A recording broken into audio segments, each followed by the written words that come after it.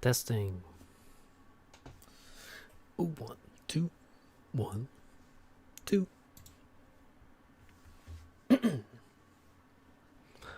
Hello. Who's there? Nobody. As expected.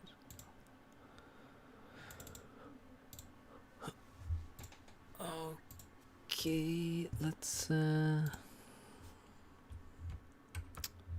hello. How's it going? Alright.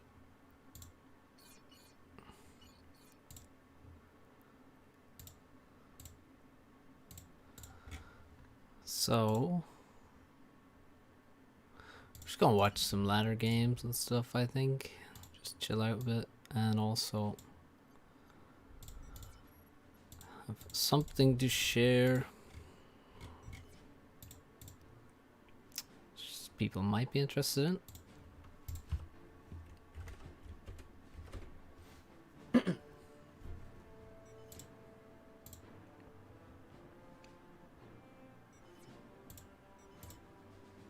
Alright, let's see.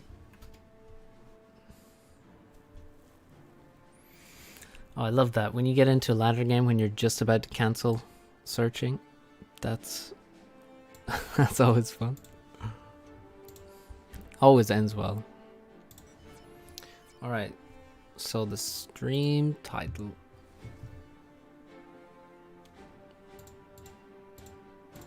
Nobody's wondering. But I'll tell you anyway.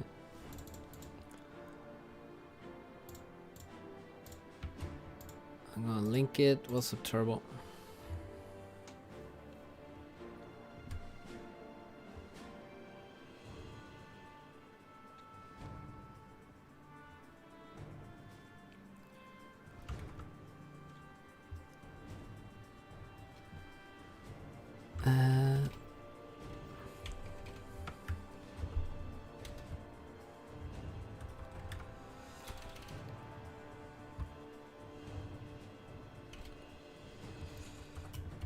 Let's see what do I write here.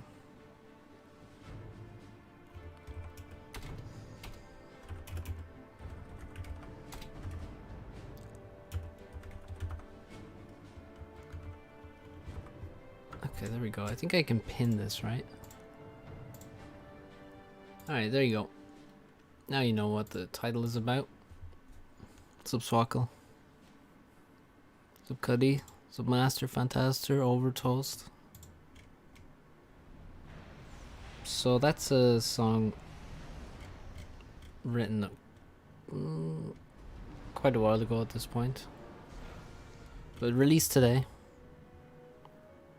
So go check it out. If you're interested in hearing my voice with singing tones rather than speaking tones, I'm pretty happy with it. Swaka Trainer Raid, it's a short game. I know it is. That's fine. Sizes and everything. MechMarine versus Striker. The Striker failed to hit even once. Beautiful. Looks like second air, Inti Scout, another Inti for wounded. Or not wounded, this is Bully. And yeah, not taking advantage of what is it, third air from Swackle's super slow air. 2 Intis versus 0. And also not moving in onto the air factory to stop air being constructed. Come on, Bully. This is what happens when you don't want to play a ladder game and then you get thrown into one, I guess.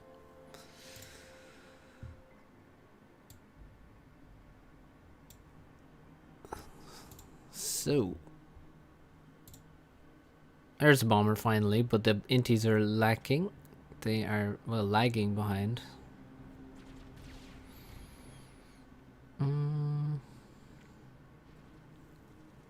Pretty even game though so far. The bomber is spotted now, and it's gonna die to 2 inties very quickly, long before it gets to drop a bomb on anything. Insane waste of a bomber there. And he may actually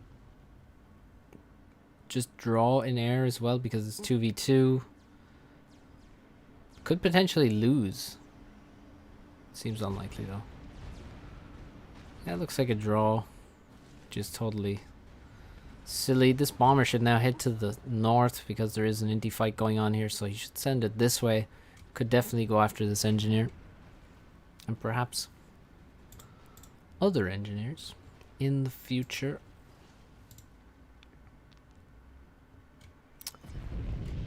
What the fuck?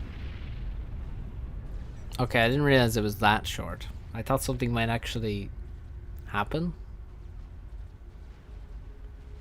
to end the game prematurely, but Wounded Bully just didn't want to play. Really. I mean, he was behind for sure. Swackle, you can see, has better expansion. This is safe. This is not safe, however. Okay, that was a bad game to choose. But okay. On to the next. Wait. He played one right after. By the looks of it. Played multiple games after this. Yeah, nice game indeed.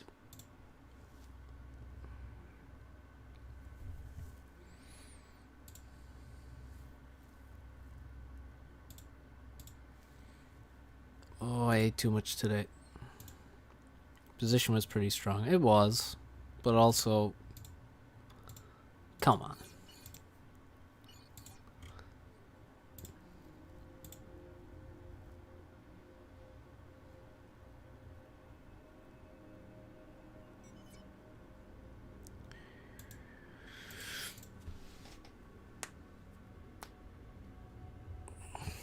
This is the danger of playing ladder if I start streaming more regularly. Hey, look. Chosen added flak. Oh, where's my taskbar there?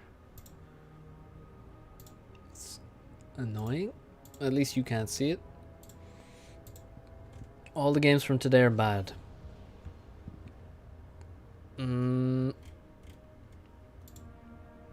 Well, that's no good. But also, you know, we'll just have to up our entertainment game to make up for it. Didn't realize you're going to be on the Jagged Show. You never know. You never know when you'll be on the Jagged Show. Unless you're in a tournament, then you can be pretty short. Speaking of tournaments, I will have some semi-final coverage from Spring Invitational up very soon. Maybe play ladder against me if you're against me. Didn't have motivation to play SP or Tagada. Yeah.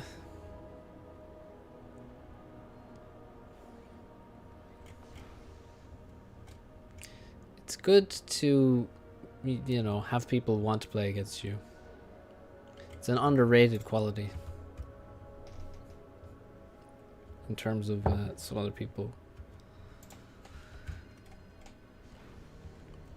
Thomas, you don't seem to do like the too many wild things anymore on ladder. I feel like there was a time when you would just do a different strat every game, but maybe less so now. I don't know. Not as much as, well, not like, you know, a lot of other players. Certainly more creative than most players anyway. Alright, let's see. Go cast my last game with Tex. What's up, Bollocks? Tex, Morax, and Swackle. That's great. Yeah, I'll check it out. Sub 36 or bust. Could have been anyone singing. Yeah, but I told you it's me, so you should trust me, right? You should trust all YouTubers. Or something. Yeah, so this map looks way more different than... Way different to what it was before. Like, this reclaim is not here.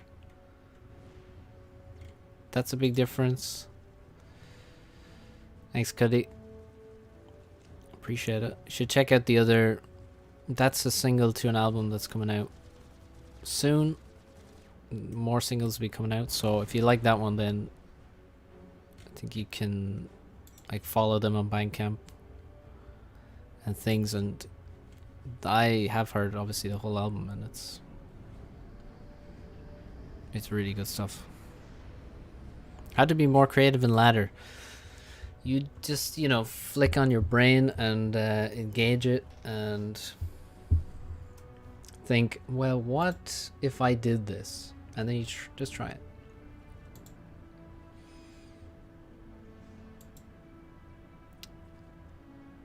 If Zlo told me it was him first, I would believe it. Doesn't exactly sound like Zlo to me.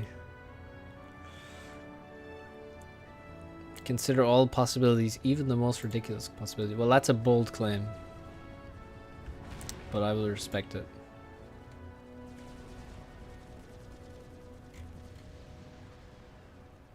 Nice, Mech Marine Raid. God, this taskbar messes with me. Let me see if I can... There we go. Fixed it. Yay. Bomber coming in directly to the main base. It's going to get one pass, kill 2 NGs. Yep. And it goes down. The cursed one or the epic one? This already sounds promising. Oh, there's a... Look at the mole. Look at this. So there's obviously a deceiver there as well. But look at the little, you know, the little bits of reclaim around it. Very nice. Well done, Chosen. Excellently done. So what's going on in the game? Well, nobody is really quick to reclaim at all. Even though there is, you know, a lot there. I mean, how much is this? 4, 5... It's like 750 reclaim or something like that. I mean... Chosen is very good. It's right. It's true. Not gonna disagree. I don't think he really gets that much shit though. The mole has an unimplemented deploy mode that works like the Soothsayer. What the hell? This is the kind of arcane knowledge I would expect only from Zlo, so I'm very glad that someone else is out here spilling the dark secrets of the game.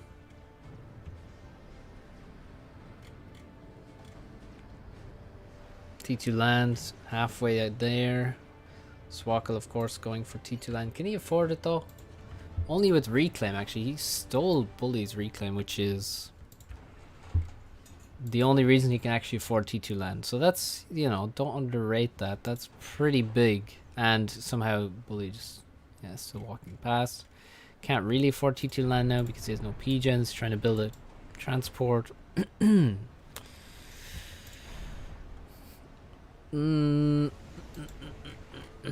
don't think there is float. I thought it was Cybern Flak. It is, yeah. Banger. Oh, is this floaty flak? Okay, yeah. I missed this one. Need maps that have T2 NGs and stuff to capture though. Yeah, I mean, I'm thinking, you know. I mean, I was talking to Chosen about this, and I suggested the capturable units thing. At least, I don't know if I was the first to suggest it, but I did suggest that that would be a cool feature that he could make more use of. So I think when he asked me, he asked me, and he had like scouts and things, and it's like, oh well, okay, a scout is fine, but it's not that interesting. Having flak, however, would be cool, and now he's actually put flak on a lot of maps. Maybe I should have said other suggestions, and he would have done those as well. This is a powerful army.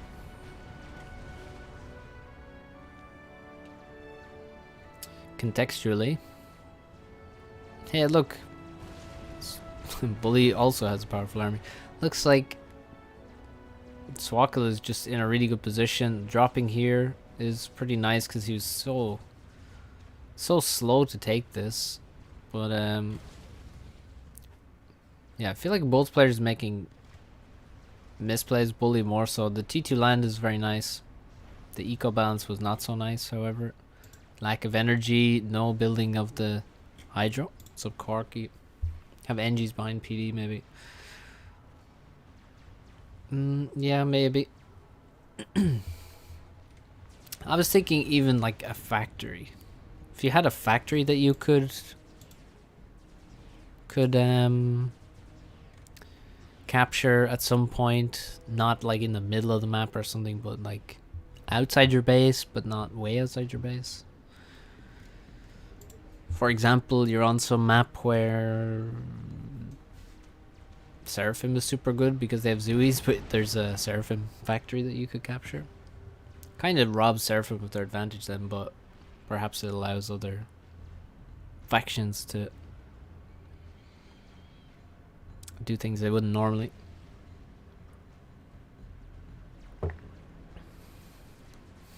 Pillar or even a Percy. Yeah, those ones, that's just going to be reclaimed, really.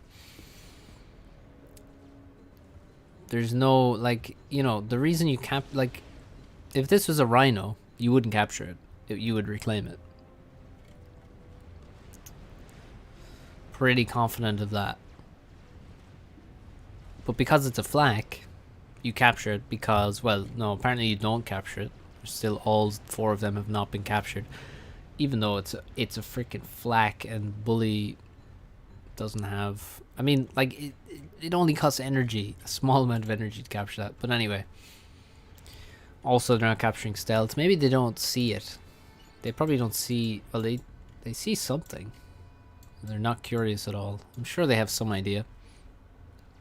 But, yeah, if it's like... If there's a Percy, it would just get killed for reclaim, I think. You know, 1,000 mass can be used more quickly. Although, you know, maybe not, maybe not. Okay, T2 air from Bully. Swakal, feel like his T2 transition is kind of slow. He's, well, he only has 2 Mongoose now. Two Mongoose. How many T2 NGs did he make? That's an NG. That's a Sparky that's still on the base, for shame. Building a shield, that's just chilling, making eco. Why even make T2 land? See, after you make T2 land, I would really focus on getting those early T2 land units out. You know, 5, 10 Mongoose out, and then you have a sick army that can crush any number of Aurora. And then after that, you could go for eco. That's what I would think. The shield is sort of weird to me. I don't get it. Especially against Aeon, when there's no T2 fighter bomber that could really snipe your stuff. Also, you're UEF, so you have beefy buildings. So I'm not sure I totally agree with what Swakal's doing, but he is just ahead, so, you know. There's a gap cell map, there's capturable Titans. Swakal also has gun. I mean, what is Bully doing, really? He seems to have nothing for no reason. So, quite strange. PJN could get mercied, yes, of course. Would a Titan have the T1 mulching capability to not get captured? Oh, well, if it's... No, well, you see, look, these units are not going to fight back. They're neutral civilians. Those are the ones that you place if you want them to be captured. If they're fighting civilians, then yeah, a Titan is just going to kill your units. You're not going to be able to capture it. So that's you. For all these capturable ones, they have to be neutral civs. Para, yeah, it's going to take a while to have the energy to capture that. Oh, not get reclaimed. Well, a Titan, I think you could outrange it with T1 RT.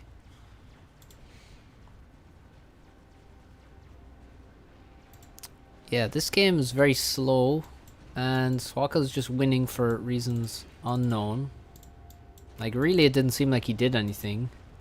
And I guess what he did was make T2 land and T2 mexes, and meanwhile Bully did not do anything at all. So fair enough. Bully just kind of beat himself here.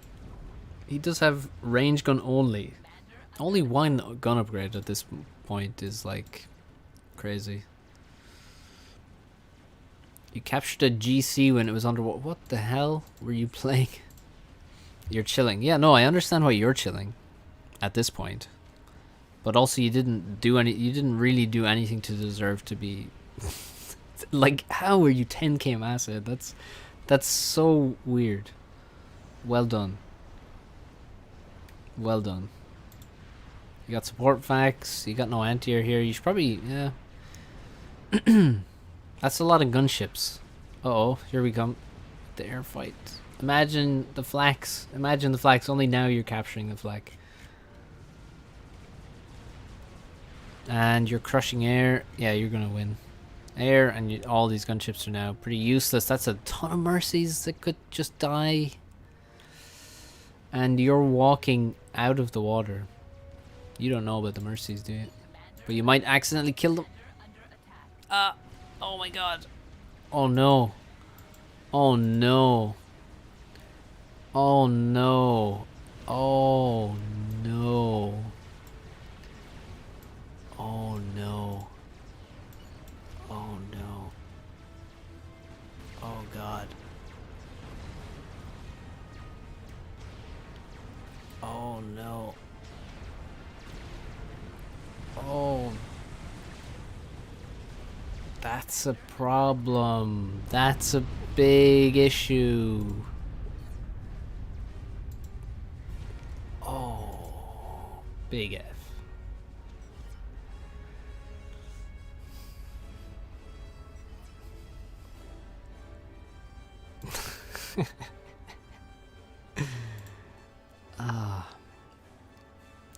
Yeah, you're right, Thomas. When you give an attack order on something, when they fly past other things, inties don't shoot, so careful of that. Swackle just flew past them and didn't see them. So, Michael, check out the link on the pinned comment there to hear me sing. If you wish. I think it's pretty good. The song. Mainly.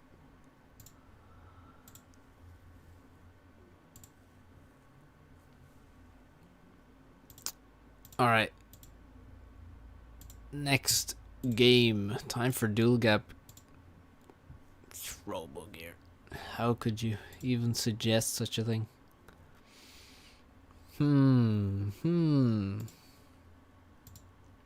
What game should we watch? Well, let's watch the continuation of this series of Swackle versus Bully. A battle for the ages on ladder.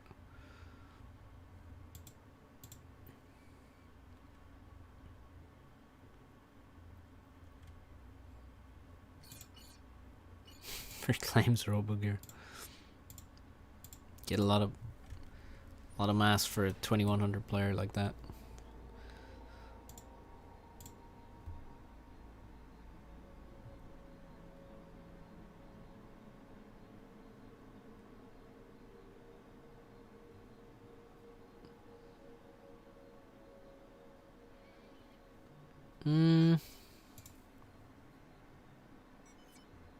Yeah, I don't know if it's really an American accent. American. But I see what you mean. Definitely doesn't sound Irish. So Bully, you're being featured live on FAF TV. Managed to beat normal AI Rush on 5x5 map today, so that's something. Small steps towards greatness. Keep going. No, I mean a lot of Irish singers sound Irish, But, you know, a lot don't as well. It's kind of a... There is a thing with accents and singing and, like, you know...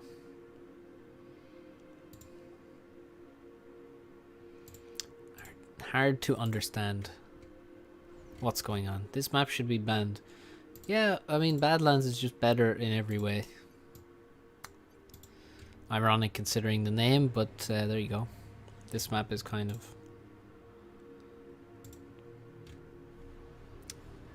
Just ugly, gameplay-wise.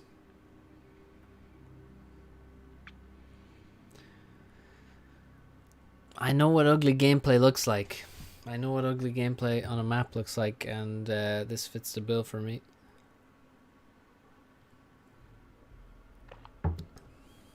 Yeah, Bully, you managed to steal the last game. So fair play for that, but you kind of were just getting crushed.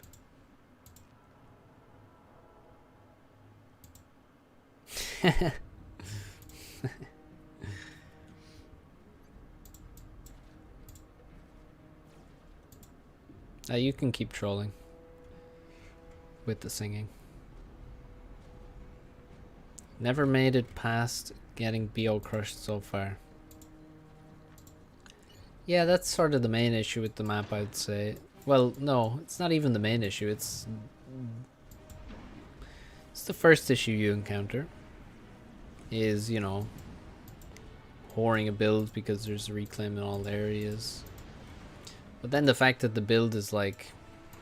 But the gameplay after that is also ugly, to be honest. It's just... Yeah. So anyway, see, it's difficult to articulate because, yes, it has a lot of maps. Yes, it's quite open and things. So, but like, you know... Those things are far too vague to describe what it's like to play this map. Somehow this tank is shooting and that striker is not shooting back. No idea what's going on there. Just no vision, I guess.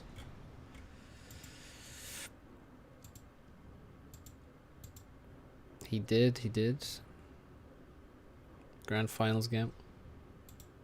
Let's grab some pitchforks and torches and go to Hong Kong. I mean, there's worse maps that you could complain about. This is really, although it is definitely not to my taste, there's much worse maps. Just learned how epic lightning tanks are if your blob of ASF strayed within the range of 3 of them. Yes. Be very careful. Also, PSA then. You wanted a PSA. PSA, don't run into range of 3 UEF T3 mobile anti-air. Definitely don't. It's unlimited reclaim, mexes everywhere, so it feels like nothing matters. That's a decent summation, but yeah, decent summation. Daylight rain.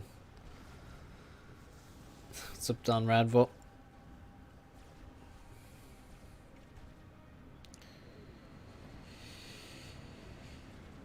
Reserve the right to complain about Emerald Crater at all times. Emerald Crater, kind of a way better map than this. But that one is very taste dependent. It suits my taste. But in general, I think the map is objectively better than this one. Oh, how can you be objective about anything? Everything is opinion. No. Get out of here. Which T3A have AoE, Sarah and UEF? I think all of them do. But I think especially you want to watch out for Sarah and UEF because of... Yeah, they're just brutal. Otherwise, it's nice you actually gotta have some strategy and do something. Yes. What's your least favorite map in the pool? Well, I don't know all the maps in the pool. By the way, in this game, it's pretty much dead even on score. However, Swackle has at least 1,000 more mass. What a beast. Swackle is just... It's just better than Bully, apparently. Which, you know, I mean, Bully's always talking himself down, so... It's making us start believe him. Bermuda and Goodlands are the worst. Bermuda, yeah, I've kind of... It's the problem with Bermuda is that, like, back in the day, there used to be different things happen. Now, literally everyone plays.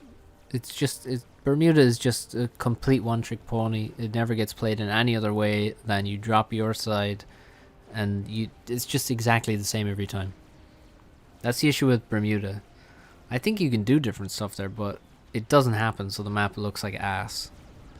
It's the same thing every single time. So I have to try and do something next time I'm on the map. Do something different, which of course now I've told that everyone on stream, but whatever, we'll still make it work. Don't like Aaron Roundel or Diversity. Yeah, I don't think those are great 1v1 maps either. Roundel especially, I don't like. Diversity, it's not really a 1v1 map in my opinion. It's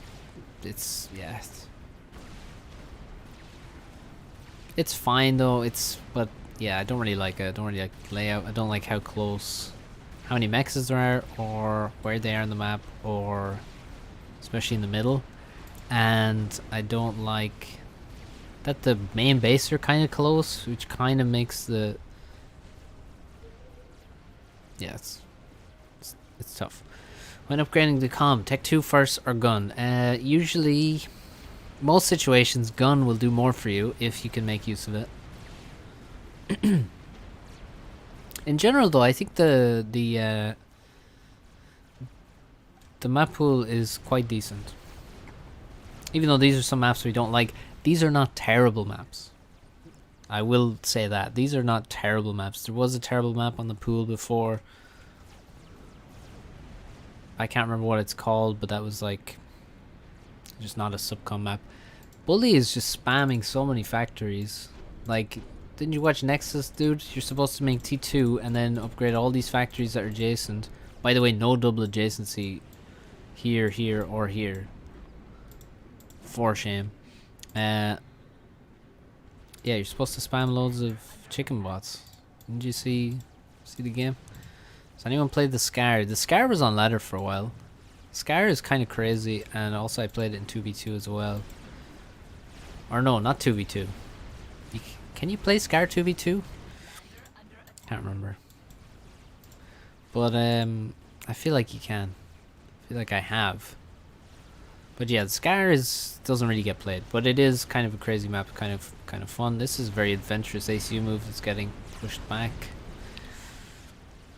Least favorite 1v1 map? Well, I don't know how to say that because there's infinitely many terrible maps. We played Scar 3v3 even though it's not balanced. Alright, cool. Yeah, I think I played with like Blinchick and Mosey and probably you, I guess, if you're saying we played. Bully somehow gets loads of units through, doesn't kill any of this, loses 8 units, and still has an entire army that gets to the back and begins attacking T2 mexes. Incredible stuff here. Somehow Swackle has no units whatsoever, which is pretty bad for him, I guess. Having no units leads to enemy units overrunning you. However, Bully still manages to have way more units, overrun his opponent, and do 0 damage. So, reclaim left, T2 mexes did not die, barely even took damage. 1 T1 mex died over here. And 1 T1 mex died here. Will he get a 3rd T1 mex kill? It seems possible. The anti-air goes down. And, nope, doesn't look like he's going to kill the T1 mex. Okay. However, he is still overrunning his opponent, and this expansion is definitely going to die now. There's Zooies, there's T1 tanks, and Swackle just has like at least 5 too few factories. Also, he only just finished some support factories or whatever. 1 T2 PD here. Meanwhile, Bully playing the map in the cancerous way that it was meant to be played, is just spamming everywhere, and then also just, you know, reclaim behind, because there's reclaim everywhere, of course. Still 17k on the map. And Bully has access because he's just spamming everywhere, making dumb attacks that do nothing, but behind that he gets map control. It's like, well, now you see what I mean by ugly gameplay, perhaps. Perhaps it's a bit clearer to people, but... And again, maybe not. Bully should really make an upgrade at some point. Get some MMLs maybe. Or just go around. Like, look where these PDs are positioned. You can just go around. Just walk around. Swackle's lost his right expansion. He can easily lose the left. Yeah, once this is dead and there's this many units here, meaning you'll never take it back, you should pretty much resign. There's like nothing Swackle can do. He's got a pathetic army. That's about 1/3 of his opponents. Well played, Bully.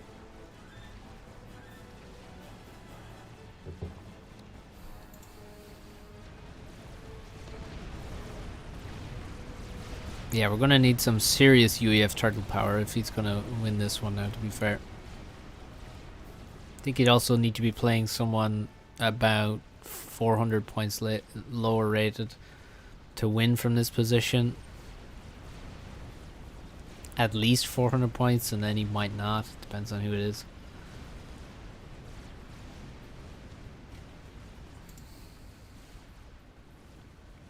Not much intel going on.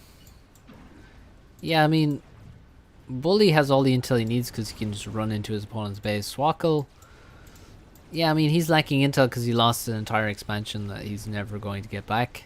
So that hurts. Also, these T2 mexes and these T2 mechs, like, you're supposed to make units to defend. You're supposed to, you know, if you had scouted like the 50 factories in Bully's base, you might have seen what was happening. Look at how many factories Bully has. He now has, what is that? 32 factories? T2 boring.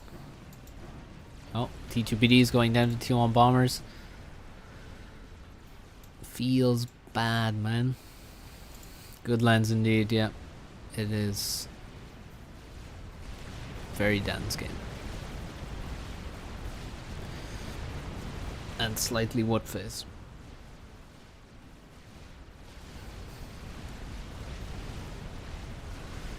That's a lot of kills.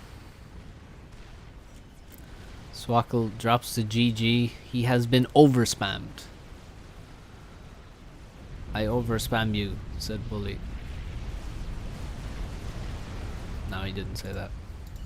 He should have, though. That's a good meme.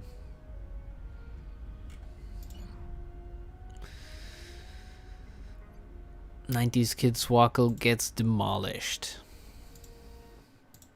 Grand, yes, Grand also.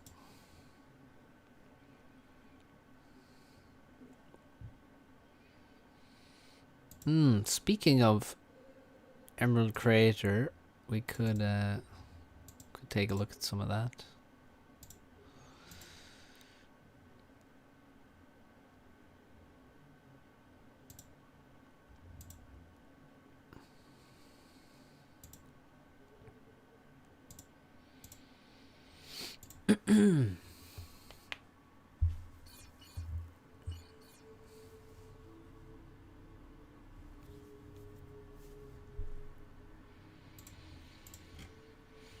Alright, we got Popolyakov, he's just under 1900. We got Bully.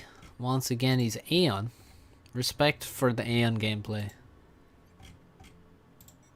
Big ups. And yeah, so Emerald Creator. How will Bully choose to play? This is the question. He built a P-Gen. I already dislike his opening. He's walking all the way over here. I dislike that also. So, thumbs down so far from me. Second air, he's gonna have 9 P-Gens total. That means 5 the equivalent of 5 from the hydrocarbon, and 4 T1 pigeons. That is probably too many, in my opinion. And his mexes are really late. So overall, improve your build, please. Dislike, unsub, ban from chat. Labs, though, you may yet redeem yourself.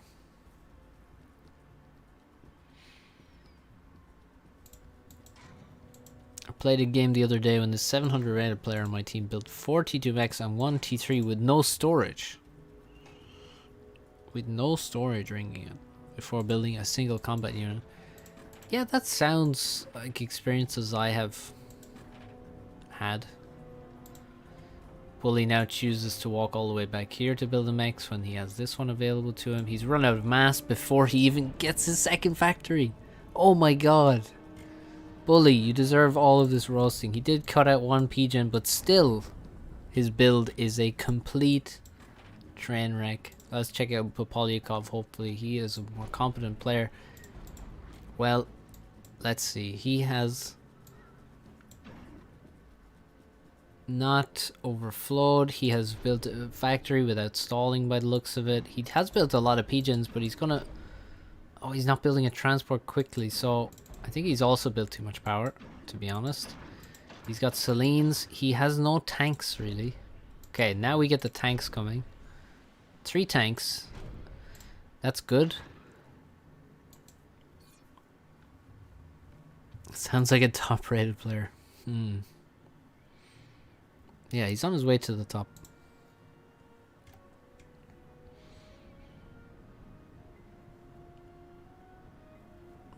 Yes, that's true. Stop featuring me. Why? It's so much fun to roast you. Roasting people on FAF is the greatest joy. 4 labs though. Still, respect for that. But Popolyakov has a way better build, so you should just copy his and then make it better. Alright. Yeah, overflowing power. You gotta be real careful. Alright, see you, Bully. Hope you will enjoy this. Oh, bomber. Why not bomb the lab here on the way? Why not bomb the lab? There's no reason not to. I'm disappointed now. Disappointed. Still in the base of the ACU, also disappointing.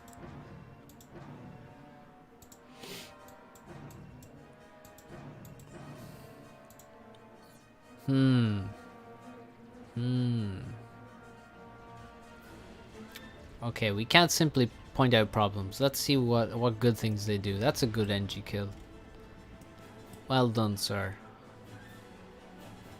Okay, my camera work could use some work. Now he heads left.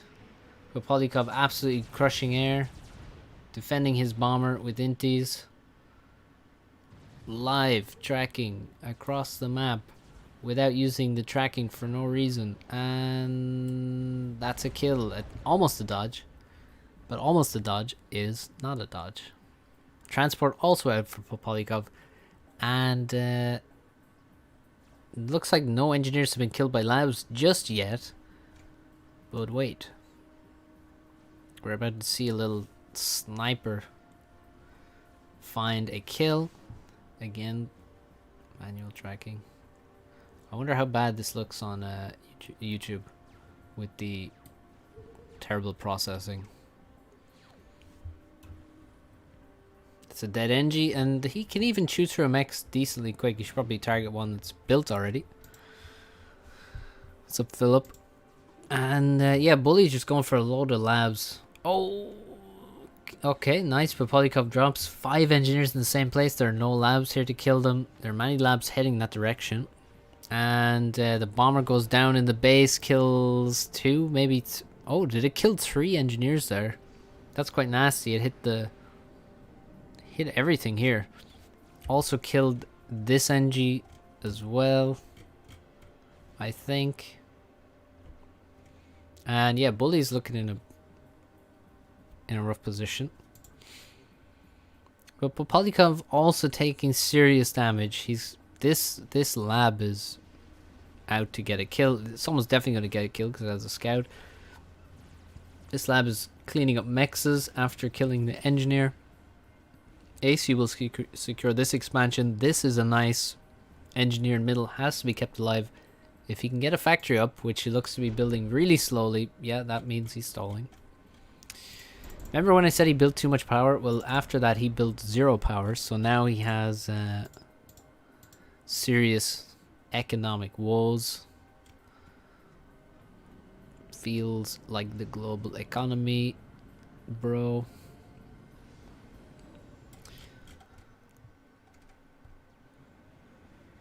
Also, mexes are paused for no reason. Don't know why. So that means there's no reason. If I can't figure it out, it's not real. And the NG that I said was really nice and important, it should needed to live, was killed. Sad. The show must go on. 20 labs. Let's go. Aeon gameplay in 2021.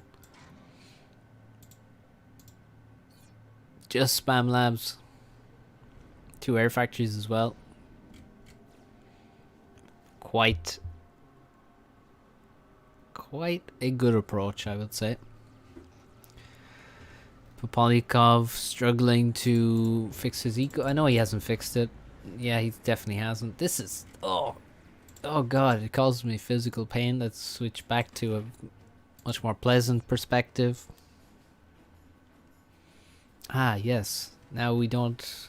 You know, ignorance is bliss sometimes. You just want to stay in observer mode. And just not have to suffer through someone else's economic mismanagement. Wouldn't that be nice in real life? There's labs everywhere. This lab has 2 kills and a veterancy. The scout also has 6 mass killed. Well done. Edge building a factory up here. This is a good approach. You can also do it here if you build a mechs here and then you walk down, build a factory here. Here is fine too, but it's kind of further away, so it takes longer to start building.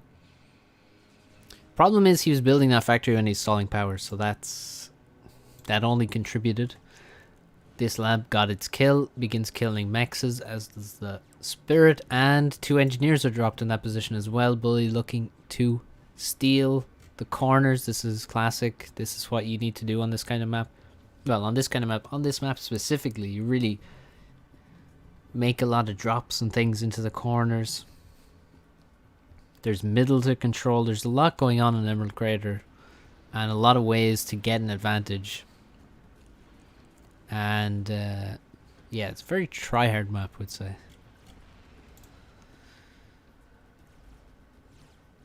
But a lot of things are possible. There's an endless ways to spend your APM on this map, and there's no reclaim.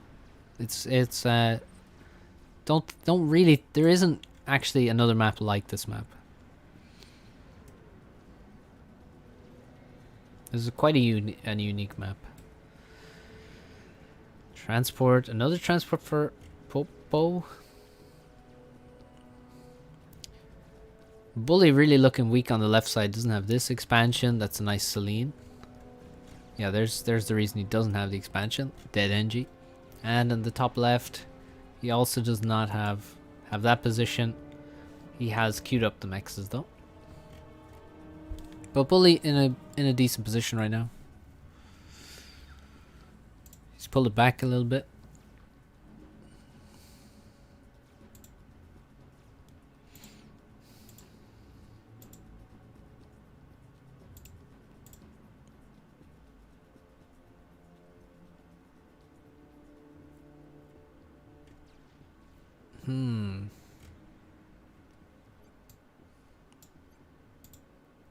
Let's see. This could be a good raid. How are all these?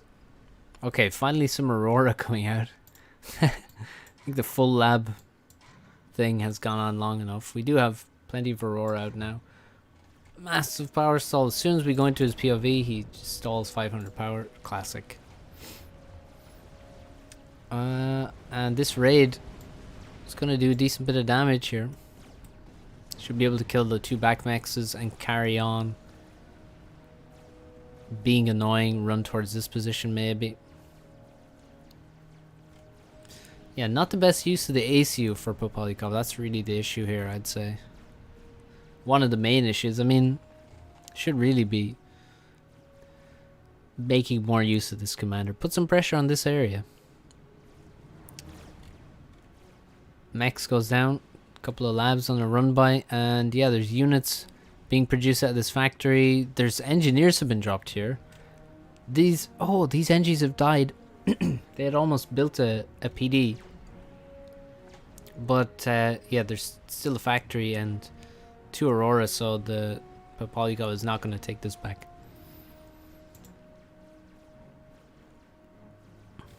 This expansion is dead though. And the back mexes are also dead, so this is good damage for... It's really good damage for Bully. He's doing quite well there. I think I'd like this map more if middle was entirely empty. Ooh, we're down to only 20 labs. Middle was entirely empty. No, I don't think so. I like what middle does. I think the map would be extremely static if there is nothing in middle. Middle is necessary, I think. Because yes, I mean, there's like, without middle, it's way easier to defend the corners and these sides here. But when you also have to deal with middle, it's like, it's very difficult to spread your resources in such a way that you accurately defend everything.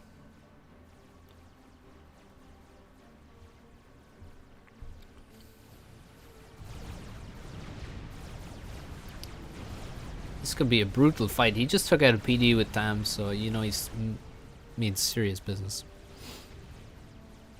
A map with periodic boundary conditions. So you mean like also, what's up, Pauli? You mean there is a map like that. It's not great though. Astro also does not have reclaim. Well, you know, there are other features we were talking about. Astro doesn't have a soul. Oh my god, this PD got restarted and now it's taking all the fire from the Thams. That is disgusting. I do not approve of this. Oh, leaving the south, appear in the north. Oh, yeah, there's I was thinking you meant I was thinking you meant maps that expand after a certain point in time. But there is a teleporting map which has been played. Patrick is a big fan of it. I can't remember what it's called though. Oh, maybe it's just called Portal or something. And it's literally got portals on the map. It's quite cool.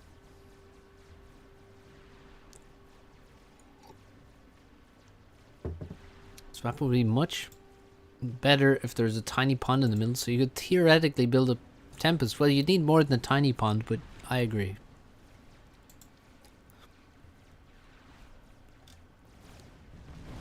Aperture Labs.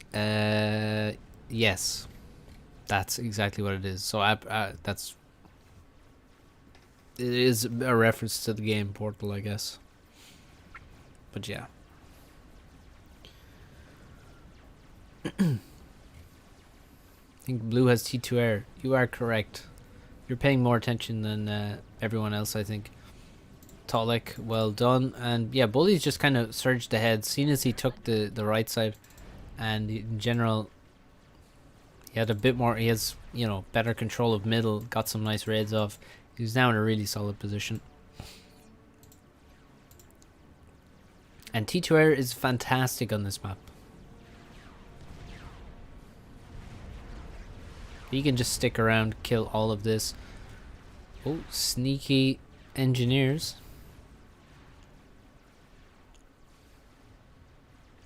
Yeah, Bully's in a really good position now, but Polyakov shrinking in under the pressure.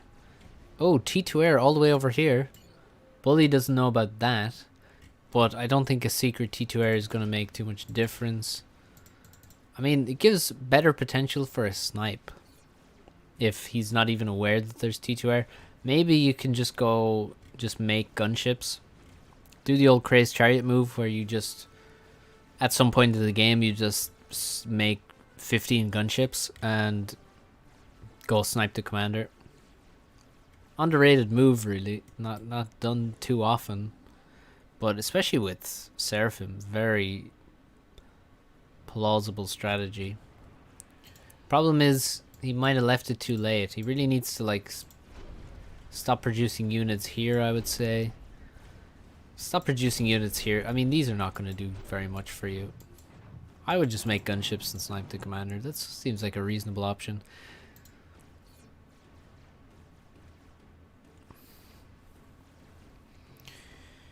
Don't like maps that add their own game mechanics to the game, so you don't like, well, you know, that's your opinion, I guess, but, you know, Crazy Rush.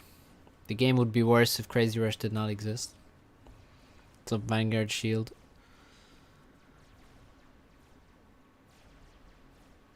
Each map doesn't really add its own game mechanics. There are many that do, though. Quite many. I like how he...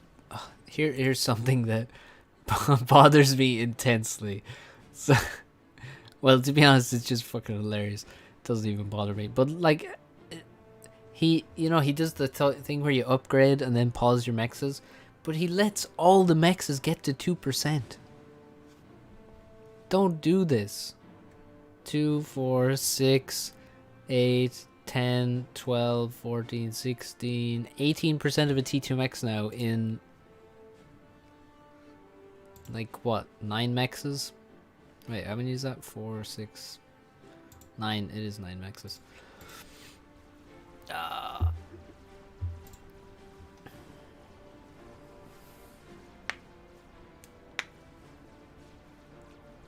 Astro does not add game mechanics, rather it removes them. Yes, correct.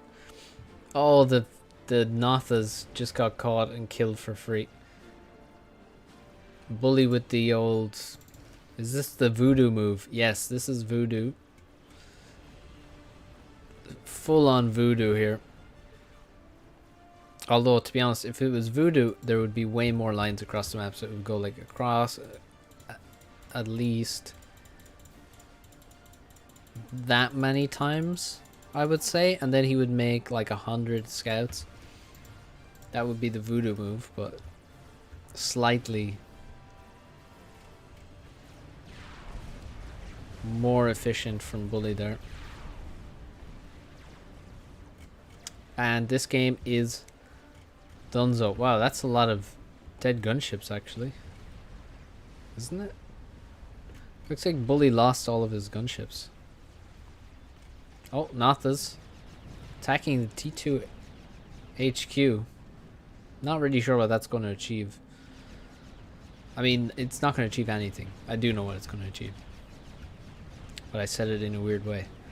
And the Notha turned around and didn't drop. That was weird. Don't think that's supposed to happen. He may yet... Oh no, he just needed one more bomb. Why not kill it there? Why save the Notha when... I mean, the Notha isn't going to get saved. It's dead anyway. God damn it. He one more bomb to kill this. The only thing he actually could have killed here. Oh, now he comes back, but now it's repaired. And now he doesn't drop a bomb. He's micring around. He's just flying over anti-air for no reason. This anti-air, by the way, 14 kills. 1100 mass killed. Is there another snipe attempt? Is there like an AC? Oh, yeah. T2 and gun. That's an option. Get T2 and gun. Land right next to this vanilla commander who is built anti-air and now is walking away from the anti-air. Scouts overhead. T2 transport? T2 transport? Hello. Where is the T2 transport? Why is it so not built at all? God damn it. Come on, Popo. Please. No. Why does he have T2 and gun? But only to build air staging. Ah. It's a roller coaster watching these games. You never know what the guy is gonna do. Just when you think you know what's happening, he just says, no, actually, I built T2 and gun to build air staging. Oh, okay, cool. Have a nice day.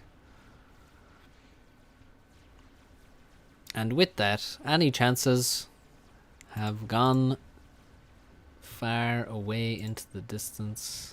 Popo is doomed. Bully is moving into the middle of nowhere, which is a strange place to put the only thing that will lose you the game if it dies. Literally nothing around here. No units, no radar, no anti-air, no upgrades on the commander. Probably unsafe, if we had to be honest. Would not advise.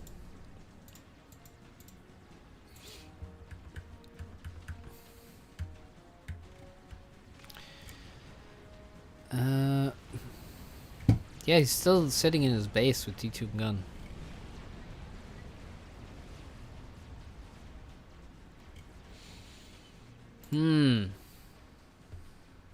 Oh well.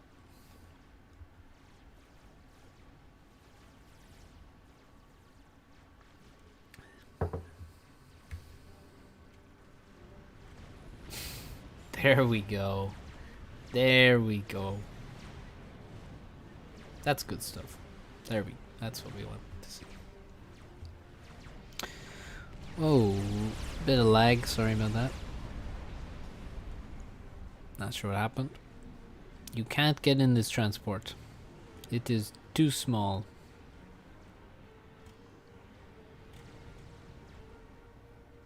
He refuses to build the big transport.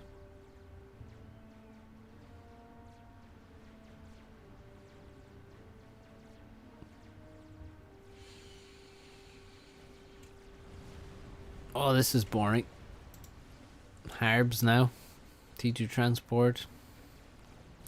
Finally an air win. This could have been done many moons ago. Infinite number of units versus 4 units. Cool. And now the ACU decides to get on a transport. And lands in the place that the ACU was approximately 10 minutes ago. And just starts building PDs, and Harbs are dropped next to him. He lands some overcharges. And gunships are here. Fervors deliver the killing blow. Oh, why did he wait until that moment to drop on the ACU? Like, no. I once had a long-winded argument on Discord with FTX, who suggested that people should watch,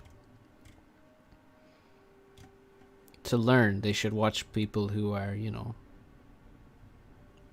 16, 17, 1800.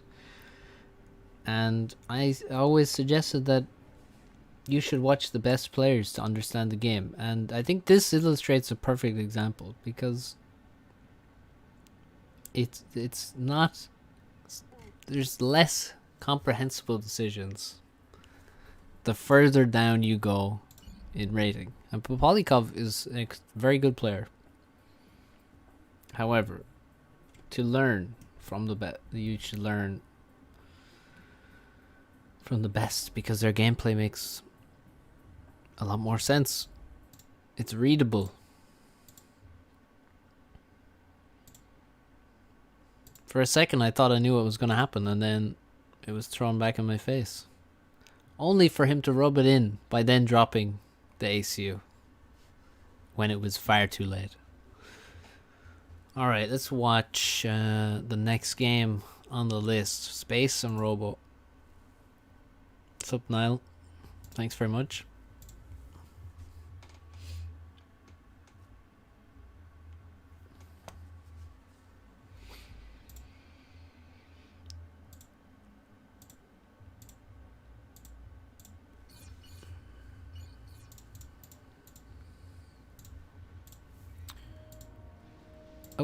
Whoops, we were already on the right thing. Alright, we got Spaceman. Spaceman.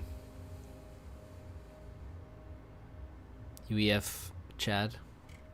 Versus RoboGear. Russian Chad. Glad to have him back on FAF.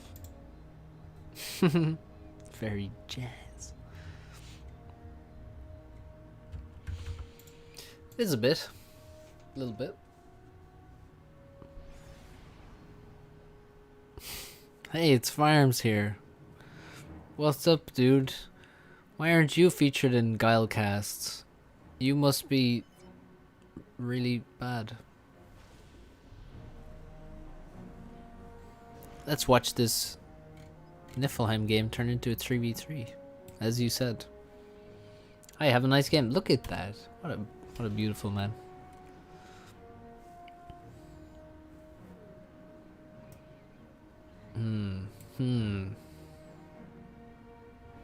Let's do the old professional casting setup. 0 mexes from RoboGear. That's a yikes from me. Now I have faith in RoboGear. His first engineer went to the Reclaim, which is why he's able to get away with 0 mexes until after 4 pigeons. Fuck's sake. God damn it, Farms. By the way, 3 labs and a scout, all to the same place. Not sure if I agree with that. I think it's fine, but also it's fine in certain scenarios on certain maps. I would advocate the old GPG triple lab opening, as in the first 3 units are labs. Bring it back. It's workable at times, especially against people who, you know, have very specific build orders. Not naming any names at all. But on this map, making 3 labs and then heading this way, don't really see how that's going to pay off. See what RoboGear's build looks like. Well, he's got way more mass. He's used way more of his Reclaim though, so that's the issue. But he is going to get this factory very quickly without stalling. Very important when you're edge building these factories. You don't stall. That's going to hurt if you do. Attack moving into these trees seems like a really bad idea. Massive dislike on that one. One of the labs is dead. 2 of the labs are dead. So 2 of the labs died versus a Tham. It's pretty bad. The Celine didn't even die, so that's not great. That's really not what you want. You want 1 lab to die at most there. Gal comment section. Ugh, I can't talk. Gal comment section bot when. That would be a fun bot. The Guile comment section is quite something. Sometimes my comment section is quite something, but generally mine is quite good, I think. But you know, it's YouTube comments. That's just, you know, that's just how it goes. Robo. Notice how Robo stops building things when he has low mass. This is the sign of a strong player. Now, he's overflowing a bit of power, but, you know, we forgive him for that. He's also going to build like 2 Hydras at once, with a single NG each. That's okay. Spaceman, slower to the Reclaim. Actually, RoboGear is late to the Reclaim. He built the mechs and he sent another guy over this way first. Probably should just rush 1 engineer here first immediately. I think that's guaranteed. And again with the reclaiming single trees, I don't get it. This guy, for example, But now he did something useful. He got a radar. Maybe he just didn't want to build a radar that soon. But this guy, I would send that NG this way, to be honest. Right now it looks quite even. RoboGear, low on power. He needs a hydrocarbon pretty soon, I feel. And he's going to get it, so it should be okay. But now that he's getting the mass reclaim from the plateau, he has floated a lot of mass. He's got to fix that. Spaceman desperately needs the mass, and he's put his engineers in the wrong position, because now he's going to be reclaiming trees as well as reclaiming mass.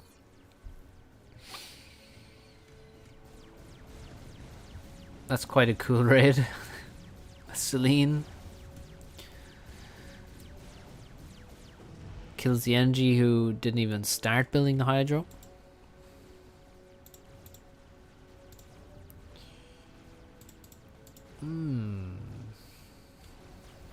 Where is the funny dumb stuff happening in this game? This is far too normal and, you know,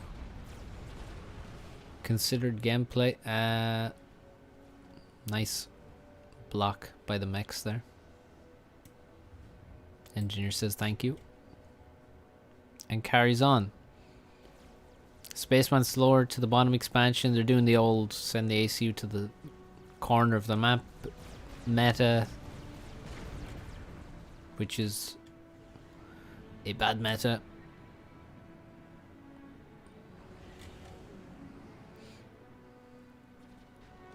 PD constructed. This position is very safe. There's only tanks here, no artillery whatsoever on the map at all, I think.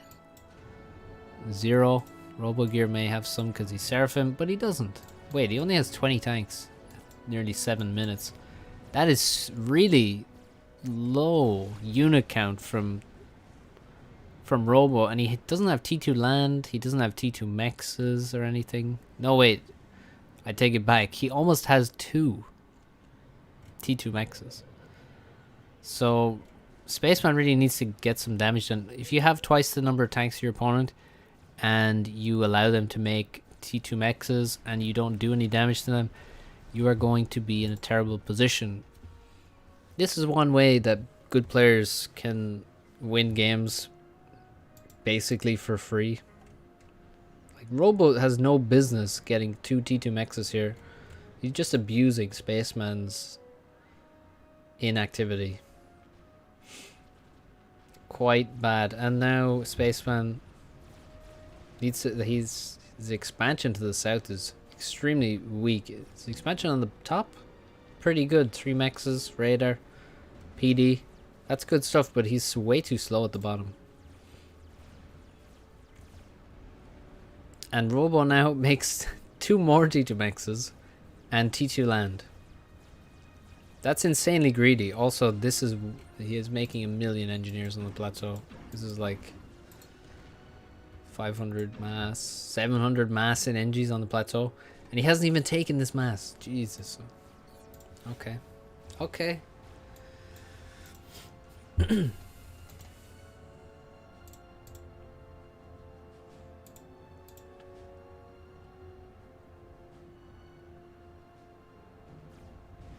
Okay, Robo going to find an army. Spaceman could even get a kill here.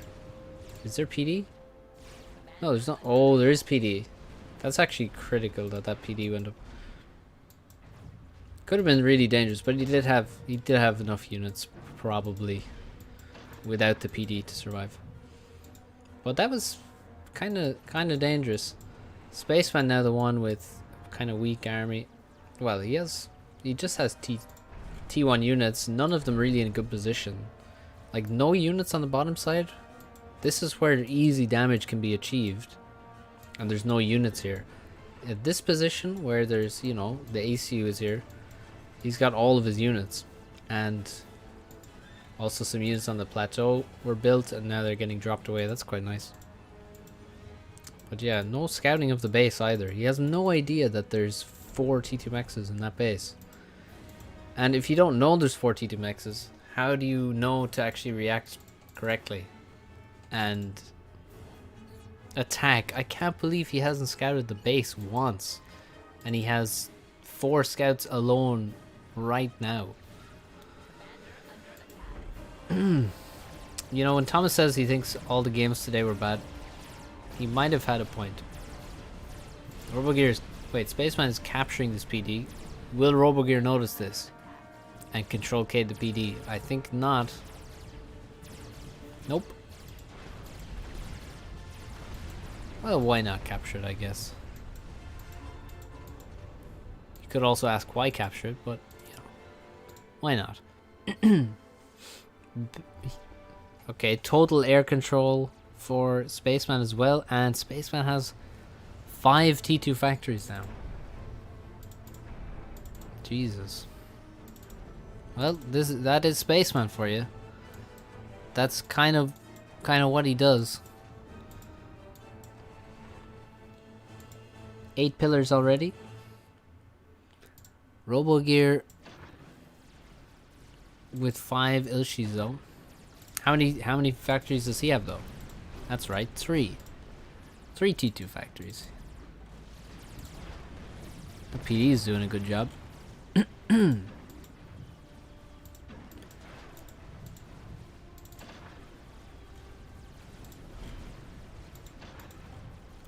Oh.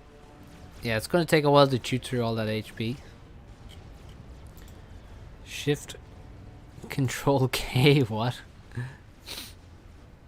Spaceman using some bombers now. Oh, nice. Attacks the anti-air, kills it. But there's too many anti-airs now. There's 2 static here in the wrong position, to be honest. And now these T1 units, although they were doing something pretty good against T1, now they're met with 6 Ilshis, so they're just mincemeat if they fight that, so he has to run away here. Has to get... I mean, if he had all of these T2 units, he should probably send them to here and try and win this fight, maybe. Yeah, RoboGear is going to take this position almost certainly. Pity he doesn't have a couple more artillery to really dish out some good damage. Drop. These few tanks are here. Oh, they're just getting sprayed by Zooies. Celine also doing damage. Zooey survives on 2 HP until it doesn't. Celine and Zooey go down. But there's just plenty of anti-air here, so the bombers are really not effective. They could... See, the bombers, you know, there's other places they could be used, but he keeps attacking this area. Now he's forced loads of anti-air, so you can go attack somewhere else and tell yourself it's worth it. Because it is. How do you have so many 2K plus games played today? I have no idea. Something about Wednesdays. Or just pure coincidence.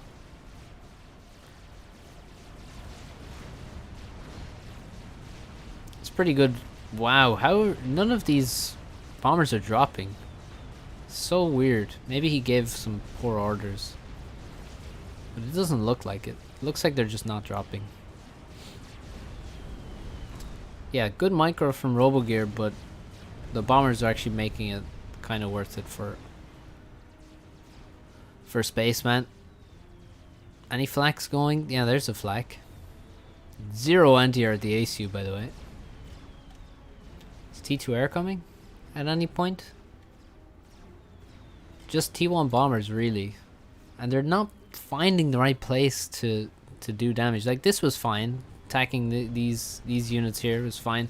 Now it's terrible because there's a flak, and flak murders T1 air. But he could bomb this now, but he's not doing it. He could have bombed this area. There's a T2 mechs here. What is that doing? This T2 mechs back here, there's not even an engineer nearby. This factory has been reclaimed, apparently. So, no defenses whatsoever. A few bombers there wouldn't go straight. Now he attacks the top. Spaceman looks like he could go for the kill. He should go for the kill. Attack the ACU. RoboGear has a lot of overflow. But Spaceman's not attacking the ACU. He wants to kill a chicken bot over here. And he's not splitting his army. He's going to get overcharged into oblivion. He's now... There goes a mongoose. That was not what RoboGear wanted to hit.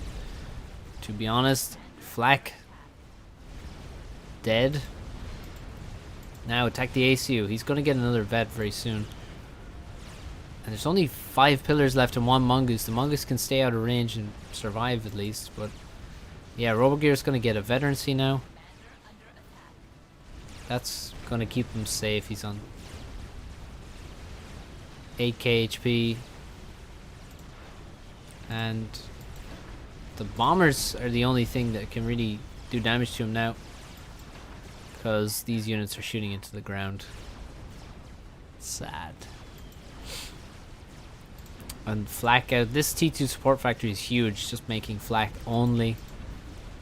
And because there's only T1 air from Spaceman, it's actually working. This has been insanely brutal. Look at all the dead P-gens. And a dead T2 mechs.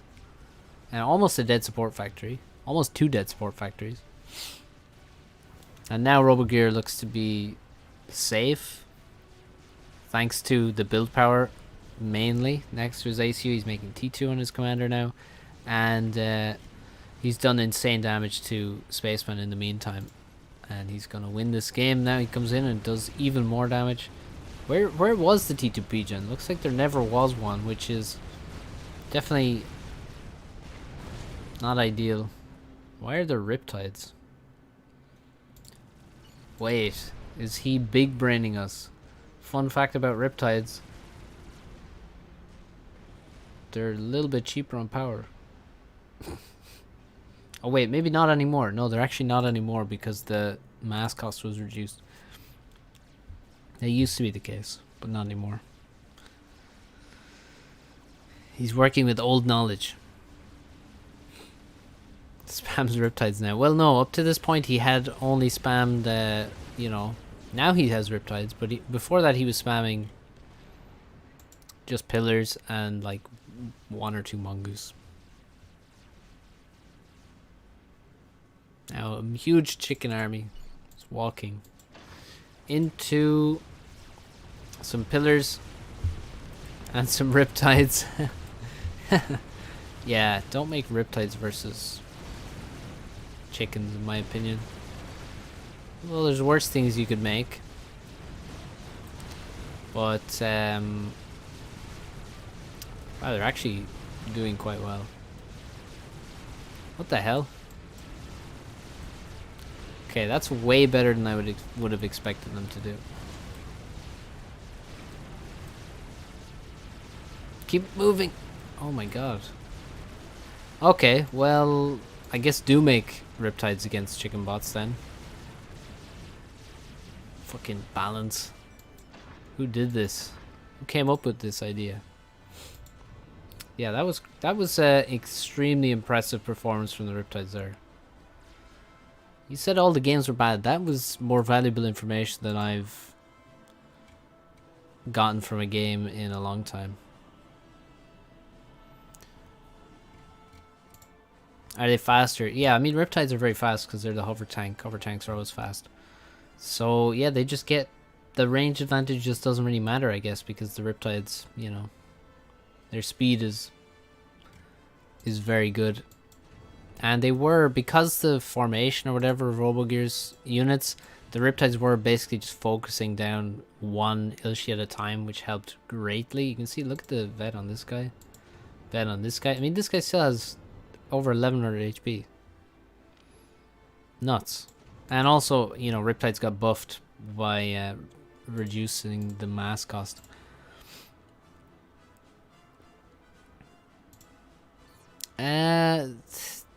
They didn't really outnumber them by that much.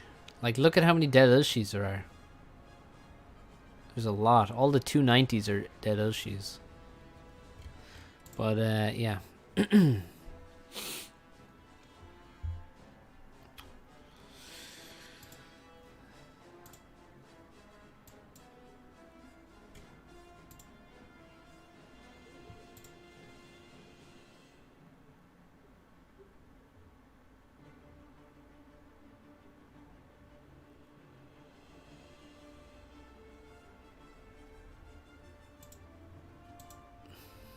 Watch me versus SP and Roanoke. Should I though? And now imagine the same fight with Parashields. Sounds good for the UEF player. Maybe I should just spam Riptide only. We'll try that. We'll try that the next time we play UEF. We'll just spam Riptide only. See what happens. If we're against Seraphim.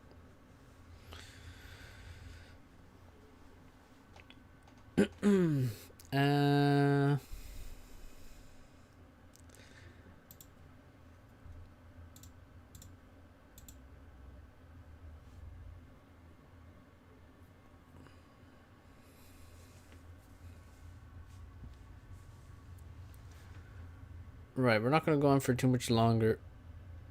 So either we watch Raiders game or we watch whatever Olex's game was. What do we think?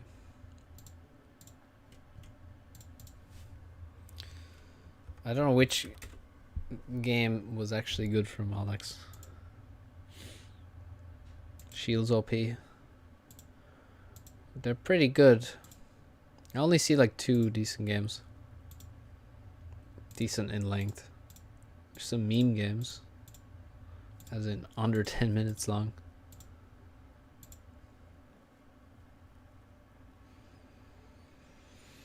What's up, Tim? Watch Raiders game. Alright. We'll do that.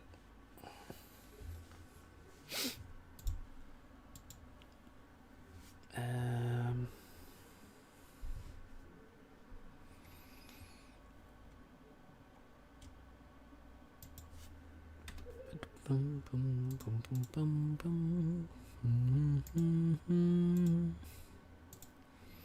I got crushed. Just curious what I did wrong besides everything. Oh, so you're looking for a free replay review? Oh my god.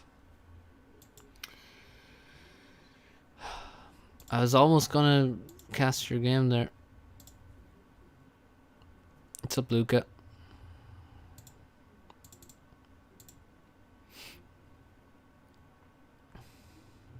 No, I'm just kidding. We're gonna watch your replay anyway. Even if you're trying to rob me blind.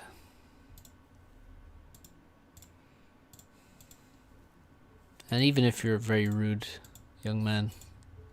Tisk tisk.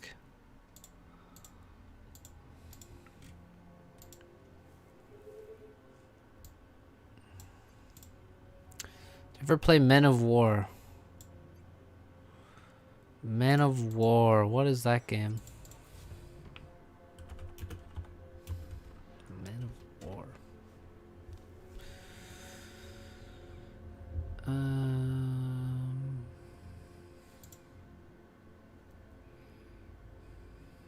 No, never played it. Never played it. I don't think so anyway.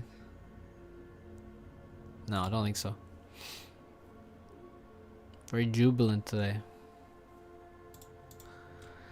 Oh, you gotta put on a face for the stream, don't you? No, I'm just kidding. I'm doing alright. I'm featured on a brand new hit single from Auxiliary Phoenix. Check it out in the pinned comment. Listen to my singing voice.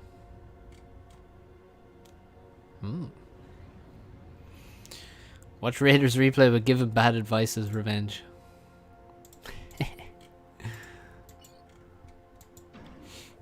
Alright, let's see the build. He's gonna stall mass. Probably. Let's see if he will. I think he will.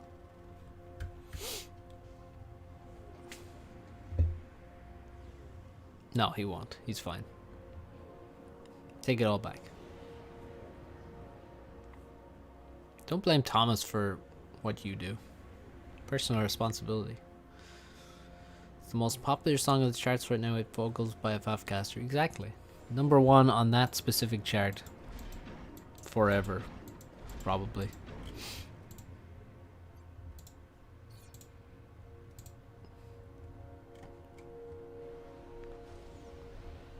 That's Very noble of him. I agree, Noah. Very noble.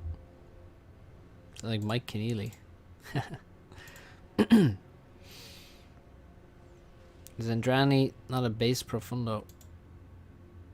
Baso profundo, I don't know. I don't even know what that means. I've never heard that term before. He does have a great speaking voice. Maybe he sings as well, I don't know. Did you play keys on that song? No, not on that song. I only sang on that song, I think. Pretty sure. Okay. Yeah, so what's going on? You're making a scout and 3 inties, and then a transport. So, first question, why would you do that? This is Roanoke. You are super far away. Just build a transport and just drop an island, because that's what he's going to do. And your inti is chasing his scout right next to your base, basically. So, 0 chance of doing anything to this transport with that build. Now you have 2 inties. They're still useless. And at least you didn't build a 3rd inti.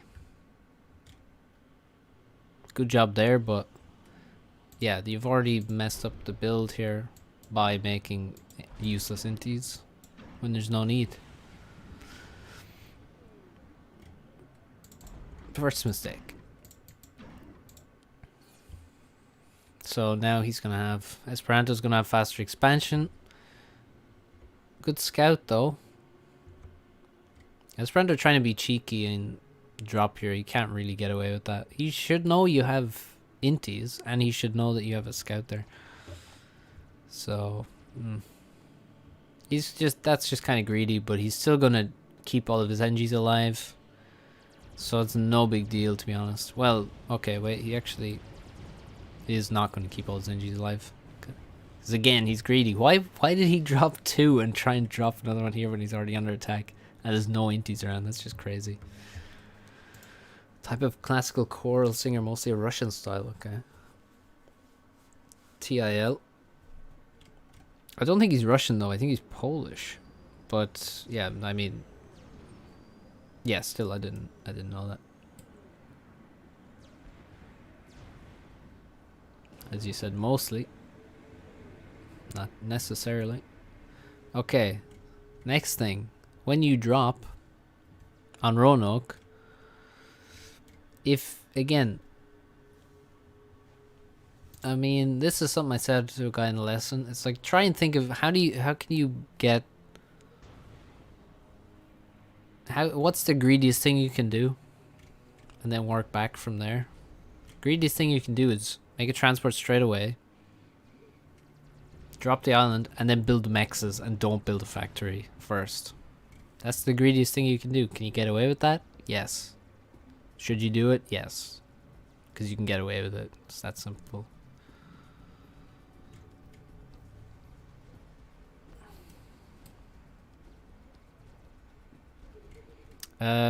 Yeah, so you really need another transport to drop your island. And you still have 0 mexes on this island, which is super late. You could have half a T2 mex on that island instead. And he didn't even rush. He built a factory as well, but his mexes are still way faster because he made a transport. He didn't replace his transport either. That's pretty bad, but he's making T2 air super fast, so he kind of has other things going on for him. You, meanwhile, are just not building a transport for no reason, thinking that you can just not have half the map and still, like, what is this? Yeah, I mean, you know, how can you even ask for advice on this game? That's actually really dumb to ask for advice on this game when you simply don't take the island that you should have. Yeah, I'll just walk there on a 20 by 20 map with my ACU, the slowest, literally the slowest unit in the game. Come on.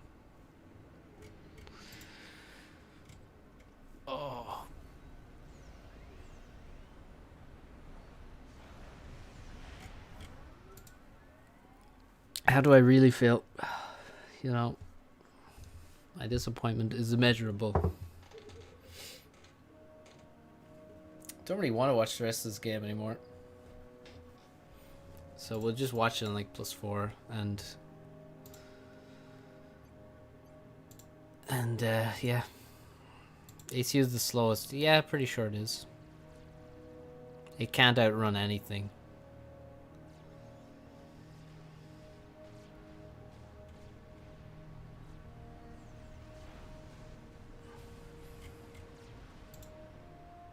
Walking Salem, okay, true. Walking Salem is actually slower, but only really because of a bug. But yes, it's still true. That is the one unit that is slower. Yeah, so Esperanto drops an empty island of his opponent at 9 minutes and gets multiple factories up. Insane. How fast is a Scathis? Okay, Scathis. Okay, we found the one other thing. True. What bug? Well, it's just their speed is not really supposed to be reduced by that much on land. As far as I know. Thought Percy was slower than ACU? I don't think so, no. Maybe it is. Let me... I'm just gonna check now, because now I'm gonna be...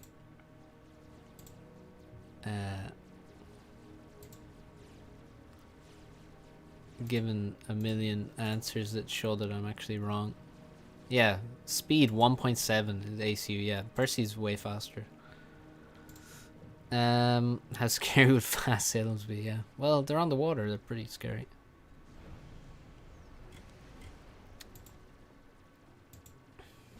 I think Raider was making a joke about how himself and Esperanto took the same island at the same time. T3 mobility is faster. Yeah, I think you guys got it. It's Scathis. Although, is Scathis faster? It's slower. I think Scathis might not be. I'm gonna check Scathis because I don't know if Scathis might be faster than 1.7. Actually, I think Scathis is faster. I think it's literally just a Salem on land.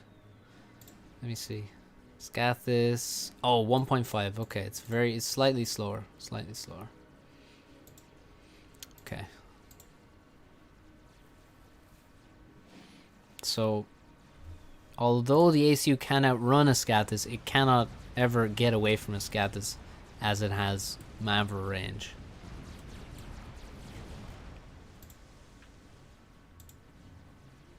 Yeah, T3 mobility anyway I think is over 2 speed, so faster than ACU.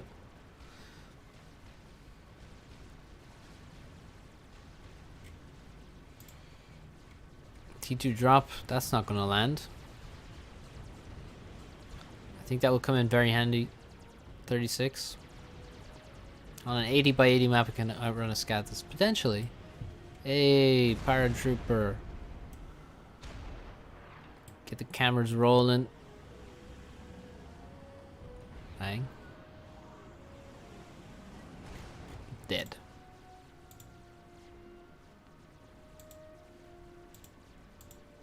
Yeah, I mean, Scathis is a hard one to remember because, you know, it's freaking Scathis. Why can it move? Makes no sense. Dumb idea in the first place.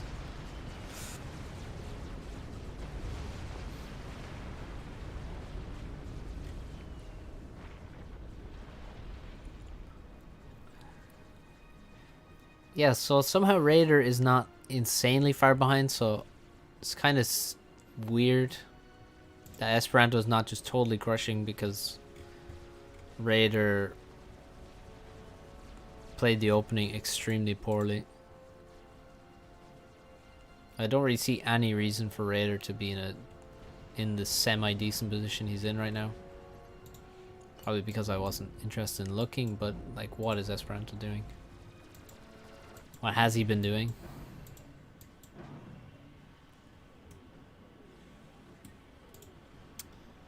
Because it was never supposed to shoot across 20 by 20 maps. Well, no, Scathis was originally a game ender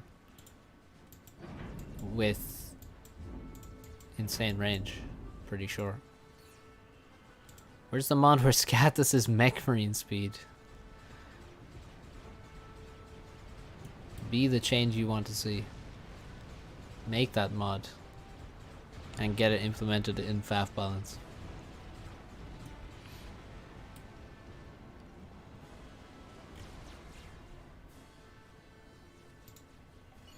Pretty sure you can hit those mexes, can you? No? Maybe not. I thought you could though. Either way, you're not killing very much with all these frigates. Oh yeah, I mean, yes, Scatus did have a limited range, but I mean, you said it was never supposed to shoot across maps.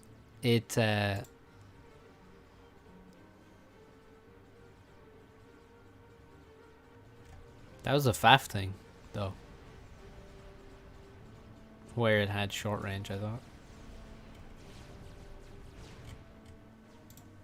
Even Sarah T2 sonar is faster. Yeah, I think we buffed that at some point.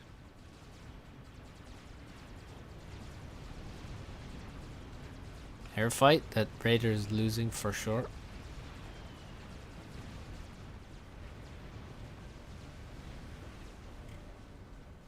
Need experimental mech marine. I've seen a mod that makes mech marines fire Mavra rounds with range and energy cost.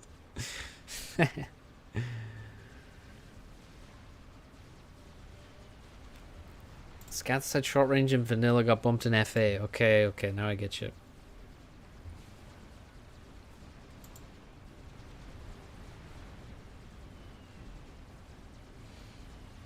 Okay, Raider should be able to just run in and kill the HQ. Focus the torpedo defense and then kill the HQ before any destroyer comes out. Go. Don't waste any time. The torpedo bombers are eventually going to kill your stuff. There's so many torp bombers, but you actually won air somehow. And you need to make... Wow, that's it. How many kills? That's right, 9 kills. Pretty good. Where's T2 Navy? Why isn't there T2 Navy? This factory should go T2 Navy here. Okay, good. Once this is dead... Well, somehow you have loads of inties around, but they're not killing anything. Just leave with the frigates now, in my opinion. Don't think there's any point in staying here. No value in it. But yeah, T2 Navy. Can't win without T2 Navy here. Eventually. And you're getting further behind in terms of mass.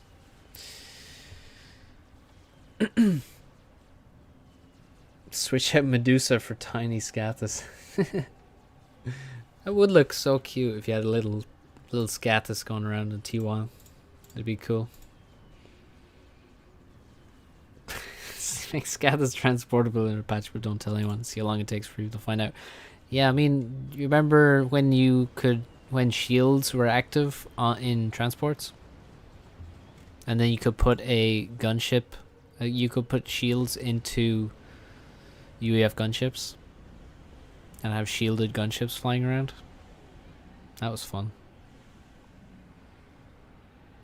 Until I complained about it being totally busted. Because it was. T2PD. That's a lot of T2PD. You don't need 3 T2PD here to defend from drops. You already have a single bomber. But yeah, now Esperanto is totally stabilized. He won air back. He still has torpedo bombers. Somehow they just kept killing everything even though he had no air for a while.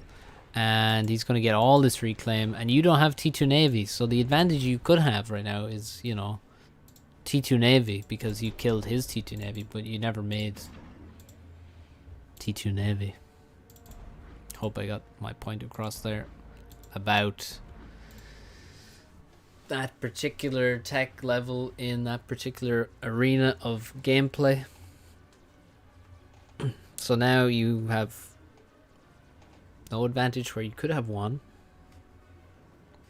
You might have more frigates, but it looks close. 21, 22, and 9 subs. Way too many subs on this map.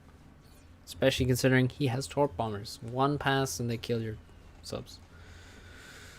Should make a mod to bring back all the mad Wild West strategies.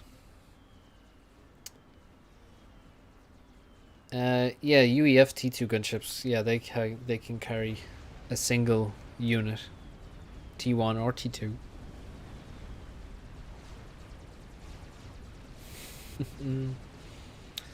Scathis that fires Scathis, but instead of explosion, a unit spawns. How about Scathis that fires beetles? This mod I think existed for a time.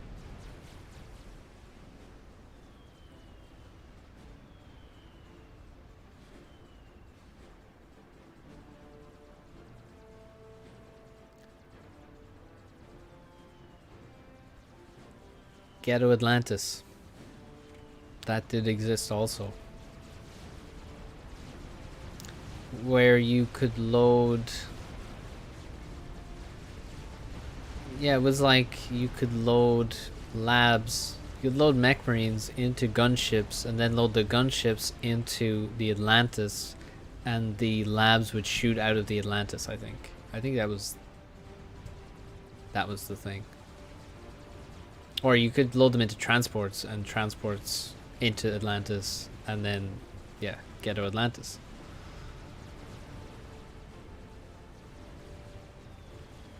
I never actually saw it used, but it was a known thing. I think it was fixed at some point, though. Pretty sure. But yeah, because of the capacity of... Oh, ASF could shoot the loaded units. Yeah. Yeah, that's a downside. That's a downside. Your Atlantis isn't really gonna survive too long at that versus ASF DPS. So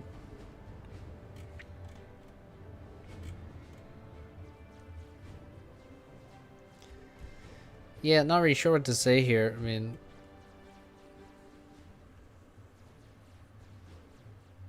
why is there a Cooper? That's what I will say. Why is there a Cooper? And why is it dying to the frigates there? Load flak into the stingers and drop them when the inties come. Yeah, that's a good one. Oh, excuse me. That is a good one.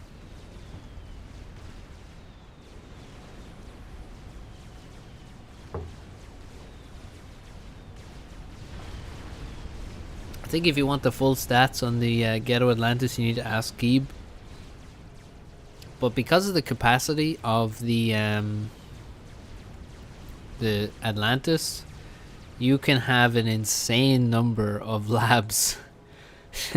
You could have an insane number of labs firing out of it. Like hundreds, I'm sure. So yeah, looks really bad for Raider now. He's losing his he lost Mexus here to Janus. You watch 2 Subcom 2 videos. Scathis that shoots units is a thing. Yep. And in mods, it's a thing in FAF as well.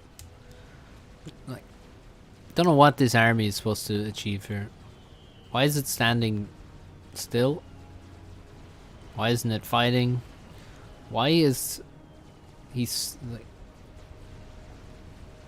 Esperanto's kind of playing with his food. He's made 2 T3 Mexes, which I respect. He also has T2's factory over here, out of his main base, in a safer place on the left, and the game is done now. Esperanto's way ahead. He has multiple destroyers. He has 2 T3 Mexes. He has air control. These torps, and tis all but done. You want to hear singing? Well, click on the link in the pinned comment to hear me sing. Christopher. There will be no live singing. Probably.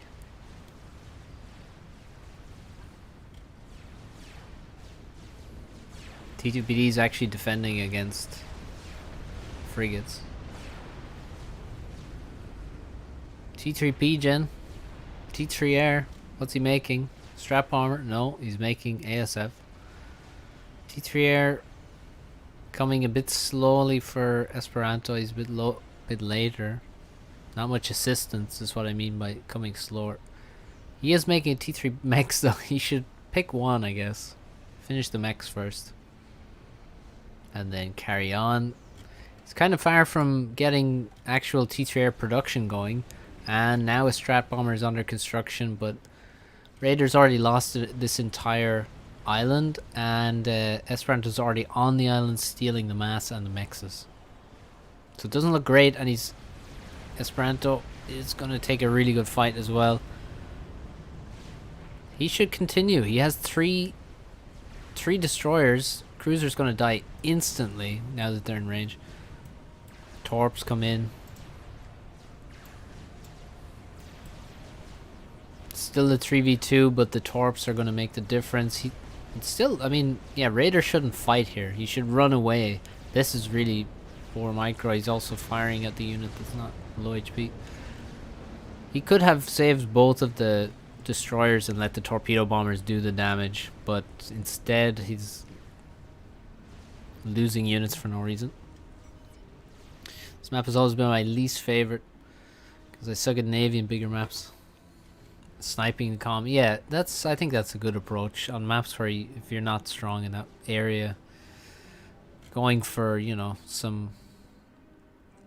something cheesy, going for snipes and things is totally valid approach if those kind of maps are not your strong suit.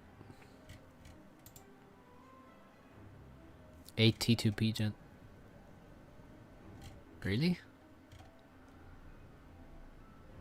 Yeah, quite a lot. But yeah, it's not so bad here because he's doing it so that he, you know, because it's expensive to get T3 tech. But he's making a lot of T2P gens to fuel all the eco he's making, really. So I think it's fine. Look at this. This one is upgrading.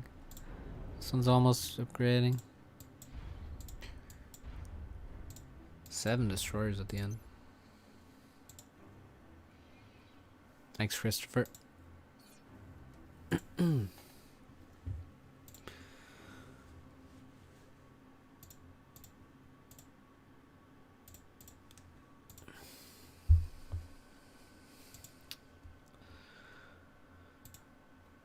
Alright guys, hit the like button if you are enjoying the stream, have enjoyed the stream at any point, or, you know, voice your opinions through the medium of a button, because it's helpful for me.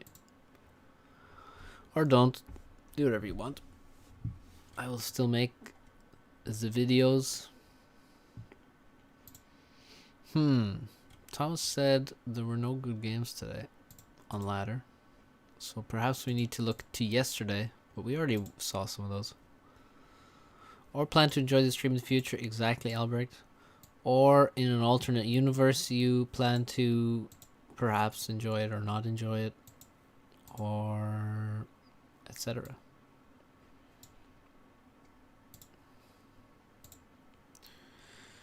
Any good ladder games in a while? I played some good ladder games. What about that one against Bully where that was funny.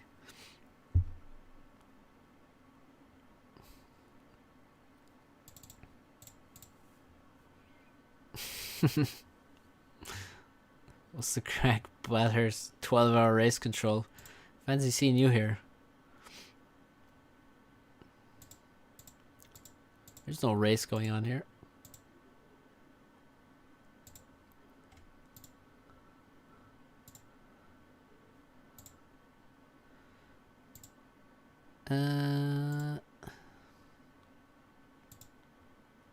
Did you actually crush Tagada?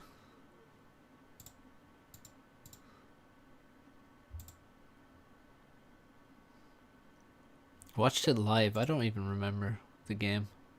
You played 2 against Tagada here. We could check out... What the...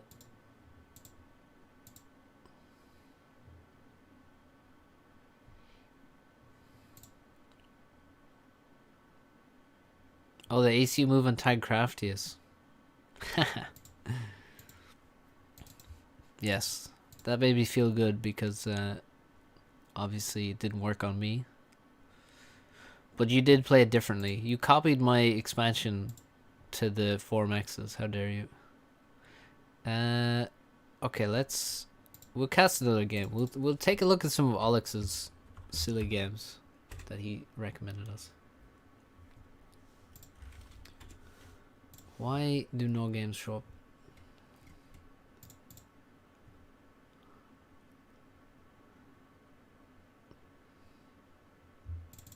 We're gonna cast a couple of these. A couple of these short ones.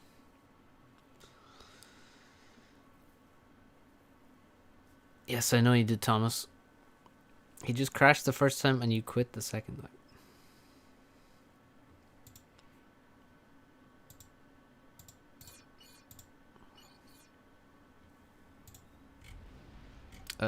Oh my god, it's the Unexplored. I was like, what's wrong with my game? None of that.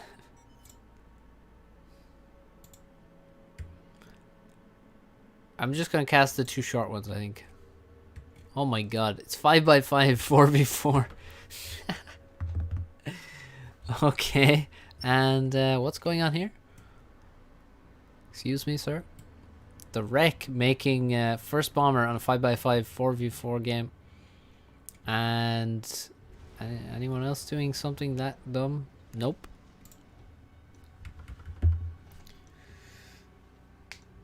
Why a 4v4 on a 5x5? Good question.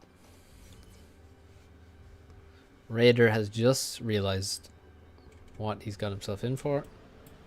What is this team? The Wreck, Glassy, Terminal, and Raider versus Morax, aka George W. Crush, Swackle, Tex, and Alex. This doesn't really seem that balanced. I guess Raider and the Wreck are decent players.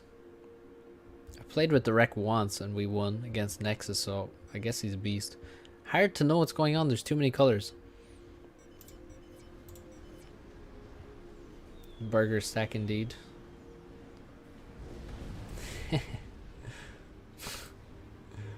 Nice first bomber there. What do you mean, Tex? I thought this was completely serious gameplay. Competitive. What's that, 2 kills? I can count to 2. And look at that, it's on a 5x5. He's just instantly in his own base. Just to get out of range of the anti-air, he has to fly back to his own base. So now he moves on with his life. Gets another NG kill. And attempts to fly away from that? No way. Ghetto's probably a lot better when you can have one person make trans and one make labs. True. That will be a beastly strat. Morax not happy with Glassy. I don't know why though. I have no idea why. I don't think you should stay in your base to make 3 factories, to be honest. I think it's 5x5. Everyone should walk to the sides because there's infinite mexes on the sides for no reason whatsoever. Like why are there so many mexes there and there's 0 in middle? Okay, gun very quickly. I thought this was meme strats. This is tryhard strat. This is not meme strat. We try to have 2 make trans and 2 make labs, but Morax didn't listen. Damn. You had 3 make transport of me as Aeon make super slow building labs. Oof. Well, now you've spoiled the other game. Great job, guys. Jesus. Yeah, so... Yeah, not meme strats if you instantly make gun on a 5x5. This is shameful. How dare you call this a meme strat? This is the OP strat. Alright, the wreck doesn't know what's going on. Why would you stand back here building a factory? Why not just walk forward? Why not just walk forward and don't stop until you have to? Now because they spent so much time hanging around, there's literally been nothing lost for the left side team while they've made 2 guns. And this can only end poorly for the right side team. The UAF gun come at 4 minutes. That's what feels bad, man. And yeah, Terminal feeling the heat. Already a gun come killing him. And Raider only reacts now, so he just left.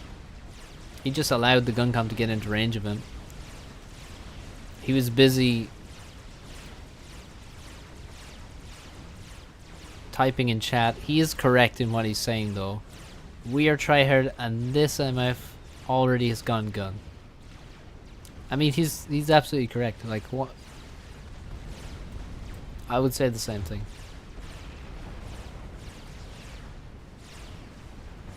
So a guy asked earlier in the stream, should you make T2 first or should you make gun? Well, here we have a case study to examine the power of the gun.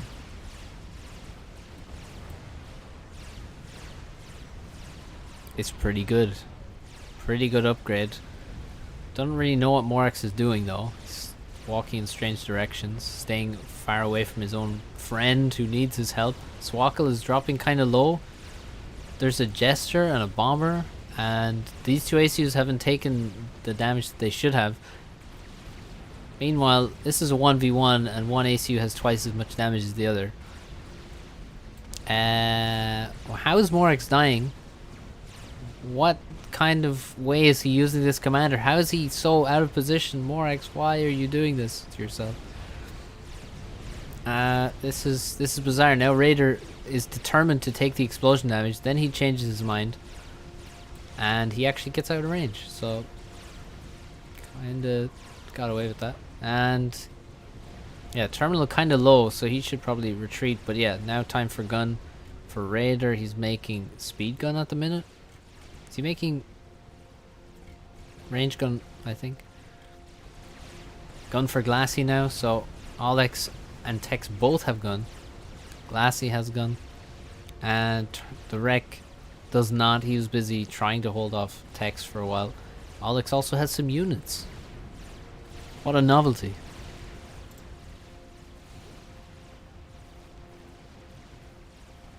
Lime killed Sid with a T3 ghetto. Nice. That sounds good.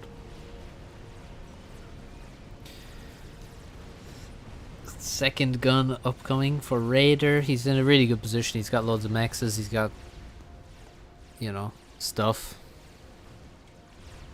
And he's got 2 versus 1 ACUs, and somehow the meme strat, which is actually insanely powerful, is failing. And I can only just blame how they micro their commanders. I was looking at Morax, and he definitely didn't do too great. I'm going to blame Tex as well, and Alex, without knowing at all what happened up top. So, props to Glassy. Looks like Glassy and the wreck held on pretty well, and now Alex is dropping low. He's dead. He is so dead. And there's going to be a lot of ACUs dead soon, because the wreck now just got overcharged. He's down to 1k HP. Tex needs to stay in range. No, stay attacking the ACU, please. Don't leave. Wait. Oh my god. I think he should have killed the wreck there. I'm pretty sure he should have killed the wreck. Instead, he's just going to die to Glassy by the looks of it. Oh, the units are sent in. All the units are sent in. Another overcharge. Tech's under 1500. He's not getting another vet anytime soon. Swackle is dead to the double AM Guncom. And Tex is dead to Lassie. Wow. You guys messed that up. Join, you say. Nexus Udi Farms.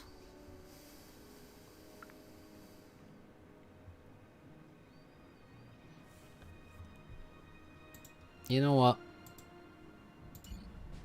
We can join that.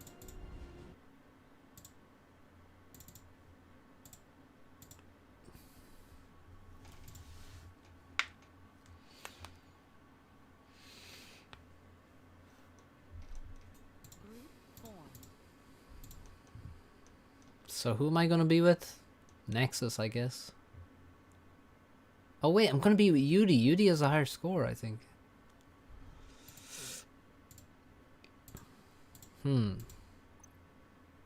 Oh, they've changed the teams. What is this? Fixed teams?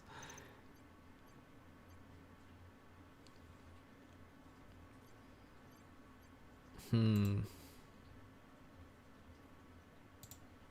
2.3k plus. Yeah, I'm 2.3k in spirit.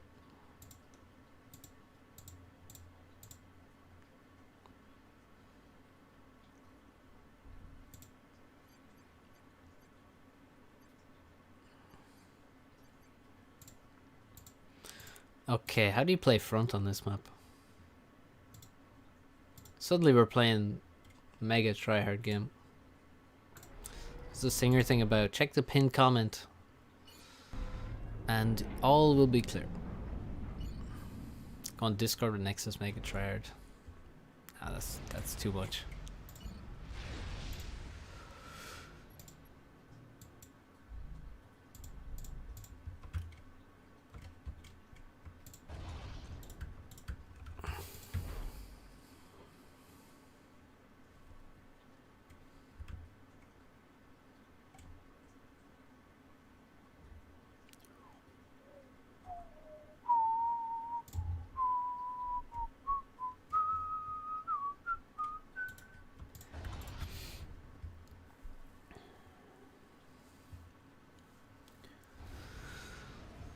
Where can I learn from to get better at this game?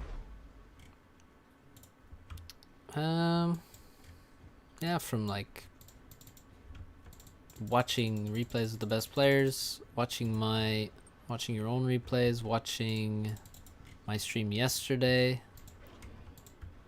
where I went into a lot of detail about what I did in certain games.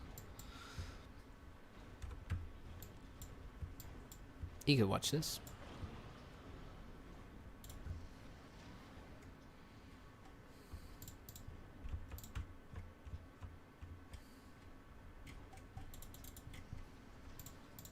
Particular game as well.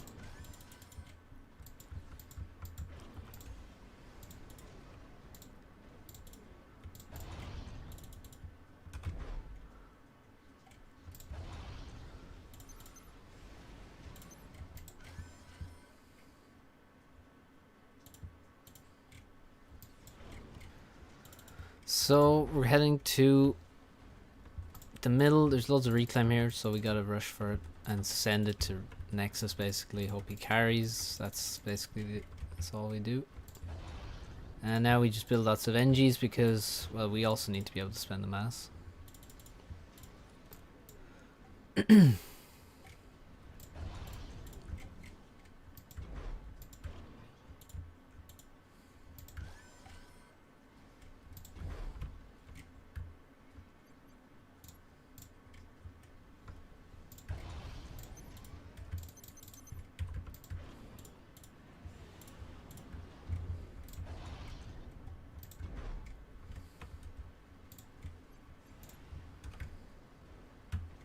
We're gonna walk forward and get the reclaim that's closer to our opponent. Which we should have done already, but...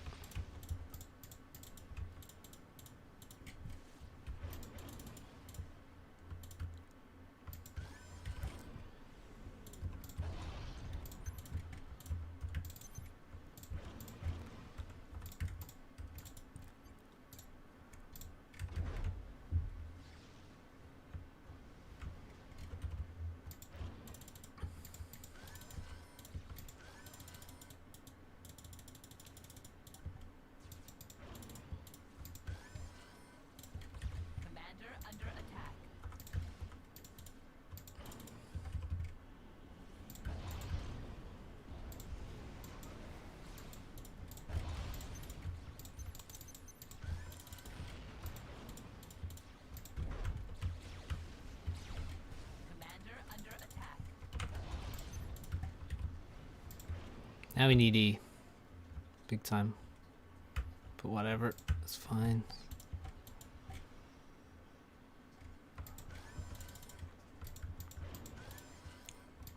Our labs were super good. We shouldn't have built this factory, we should have built pigeons instead.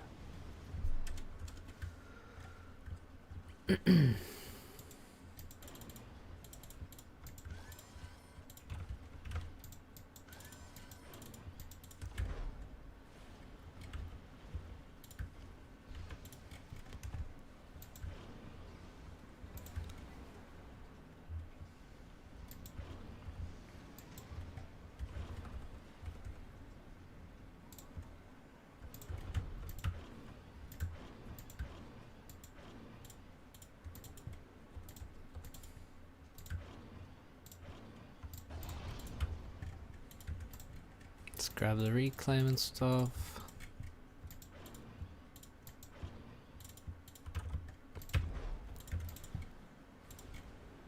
We're gonna, you know, make some.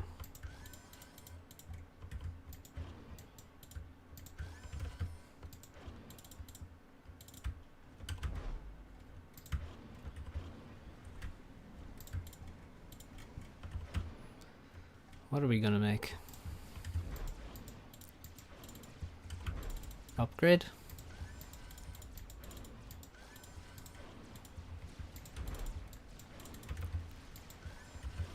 Commander under attack.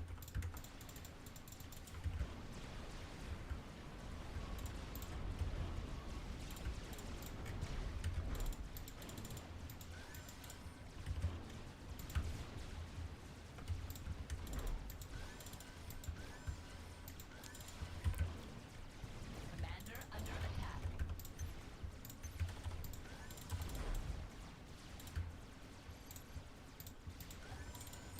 That was a really nice kill. Oh, another nice kill coming.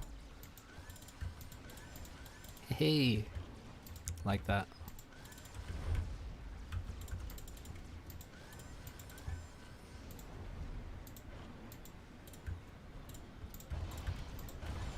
I'm gonna make air, and maybe air can do something against these ACs.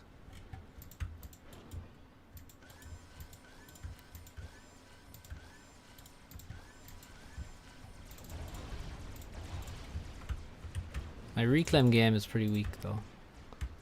Not getting reclaim, I should. Transport is not a good use. My mass, I really...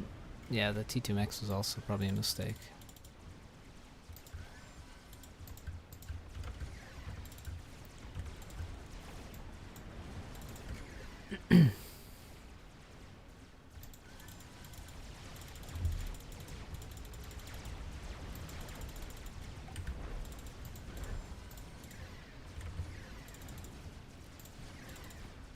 Not really sure what Nex is doing. Doesn't seem to have very much stuff, and both ACs are in front line.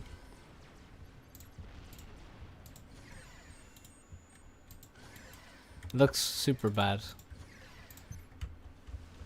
Nexus actually dropped all of that stuff.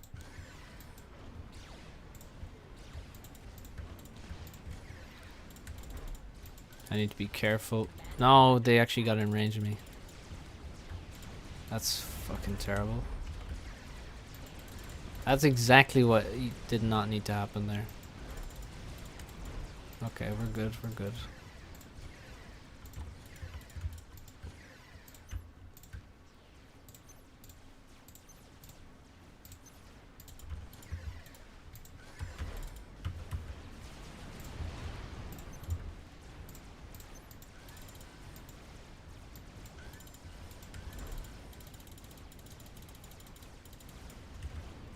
Commander under attack.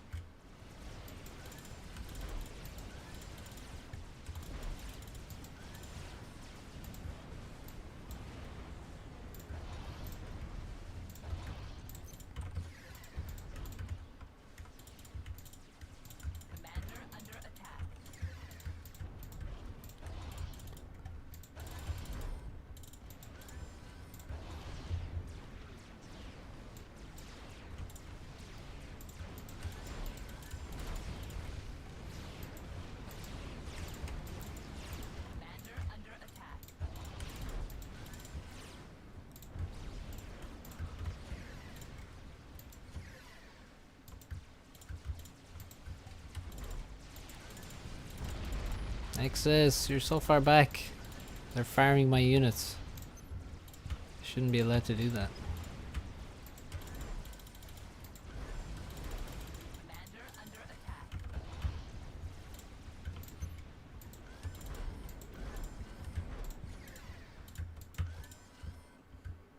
There's loads of random units over here. Yeah, it seems very, very bad for us. Extremely bad.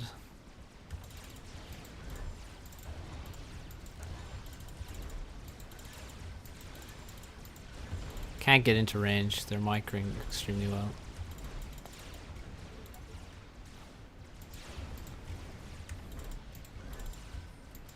Commander under attack. Farms has infinite units. Air units, that is. Yeah, it's just over.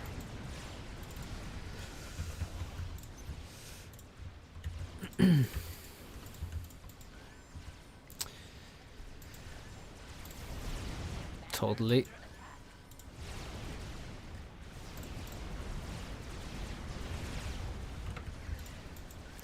Utterly.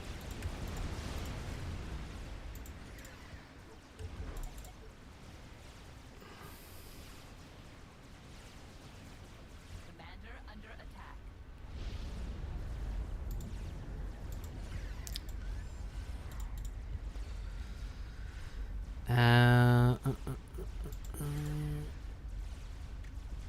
Well, at least UD is kind of low, I guess. That's about the only thing we got there. T2 airs up for Nexus, though. Thanks for sending that replay, Alex.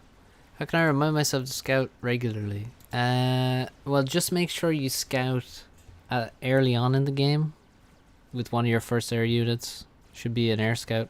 So scout their base initially so you can see what their eco will be as they upgrade stuff in the future. That's the main thing. And then reminding yourself, if you feel like you're, you know, try and think like, oh, why does my opponent not have any units? You should probably have already scouted him at that point.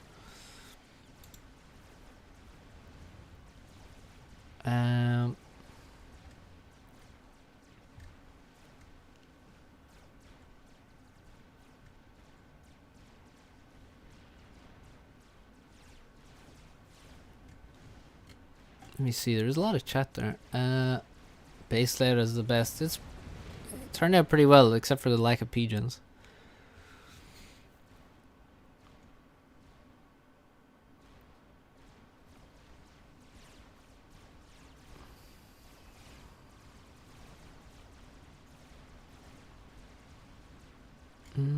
Something about ACUs not being able to build radar.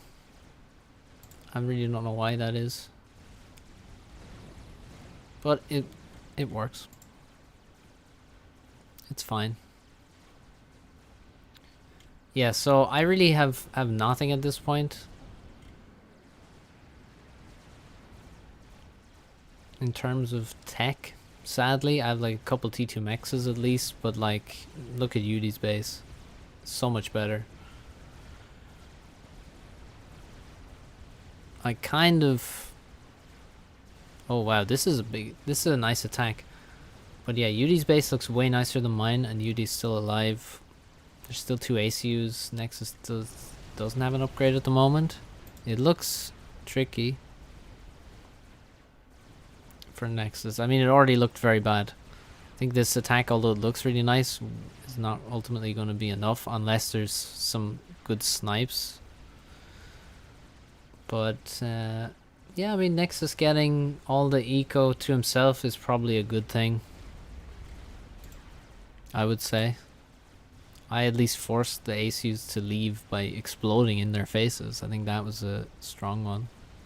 Solid move.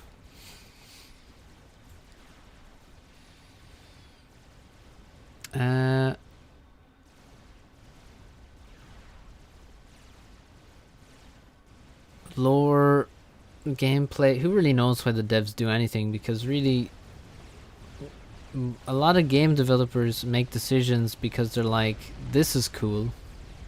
That's a lot of it. That mix is upgrading. by the way. So, yeah. And also, yeah, you might be right about hangovers from Total Annihilation, given that this is the spiritual successor, is the term. Kind of no test gameplay. Well, they have in-house test gameplay, that's for sure. Plenty of that, but yeah, that's you know, it's questionable how, because generally game developers are not good at the games they make. So yeah, so Nexus trying to make it happen. He's doing pretty well, but now there's a gun comp. I mean, it's pretty expected. He's trying to go T3 land with that HQ, which seems super risky. He needs PDs right now. Needs his own gun com, more importantly, I'd say. But yeah, Nexus is making a good go of it. He could send these units, I think. Wait, I want to wait for the right time. Okay, now's the right time. Now that these units have left. It's up derping us.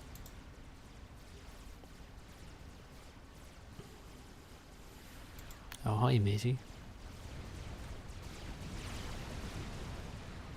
This is going to be so annoying. I love this. Is fantastic, but yeah, this not so fantastic. Hope that wasn't upgrading.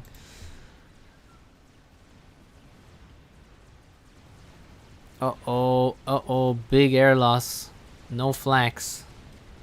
T3 land only halfway now, and yeah, air is completely dead. There will be no gun comm. There's two T2 PDs and their Cerberus turrets. This expansion is dying.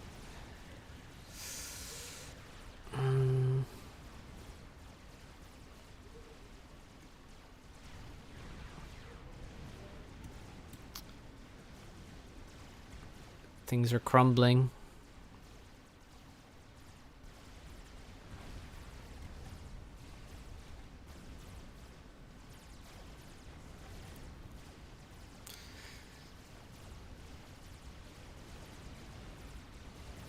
Like how the Sparky is designed.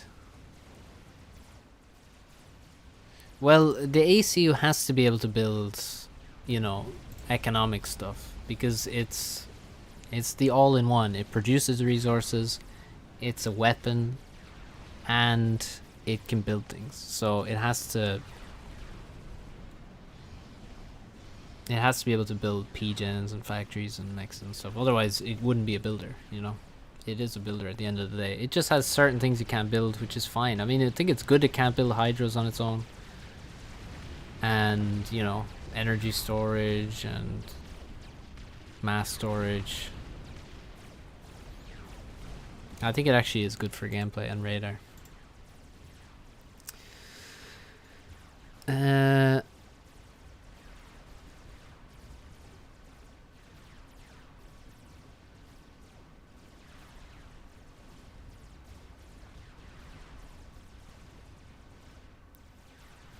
Yeah, the game is pretty much over now. Nexus was doing okay for a second, but that didn't last too long.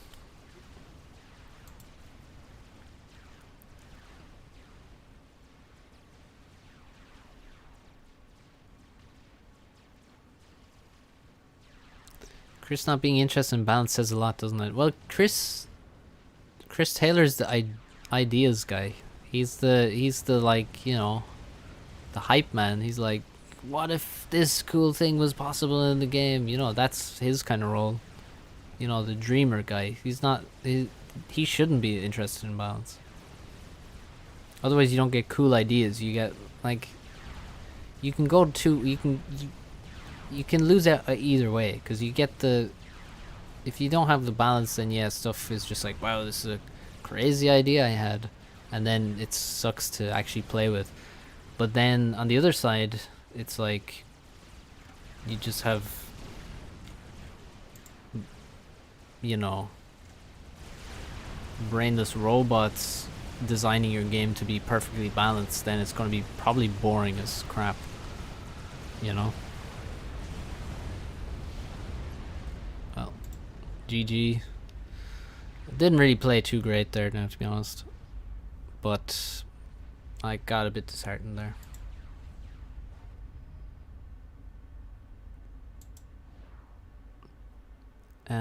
Singing POV one. No, you just have to check out the link to hear me sing, but there will be no POV singing. What does that even mean?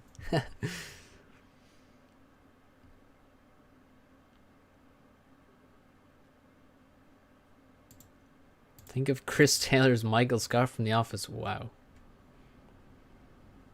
That's a bit harsh. Bit harsh. Not entirely unfounded, I would say. It's not that bad an analogy, but still harsh. Inaccurate. Don't quote me. Don't hate me, Chris Taylor.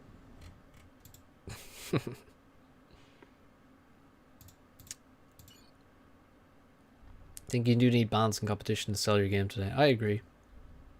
But you gotta have good ideas first.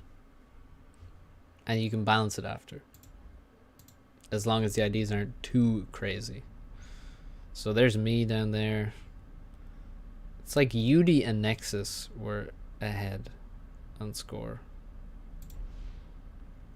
I just gave most of the mass away, to be honest.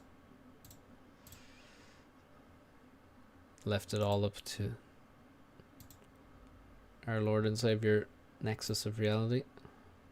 He failed me. Why have you forsaken me? Just a video of a microphone on a desk.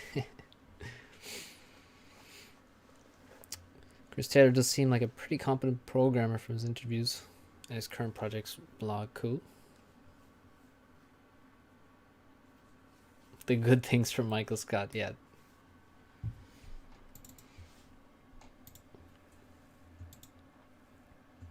Okay, we're gonna join the next lobby and see if it fills.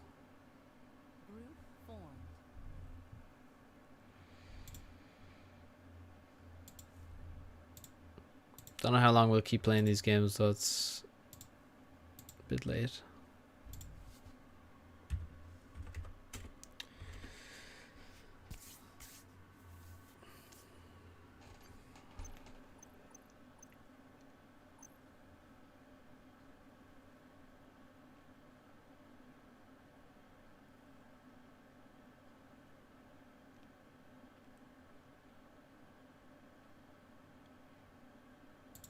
Big Gan.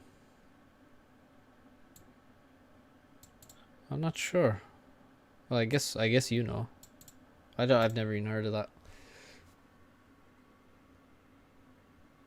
If you haven't seen the interviews with Chris Taylor, spend the next 6 hours watching them.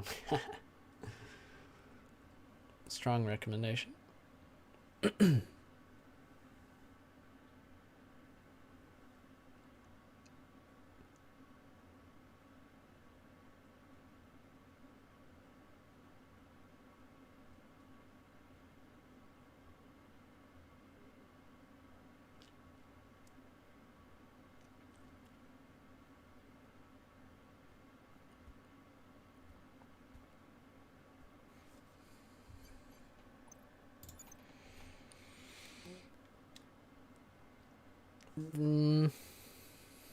Radar seems a bit arbitrary. Well, I guess they're probably thinking like the ACU should be vulnerable.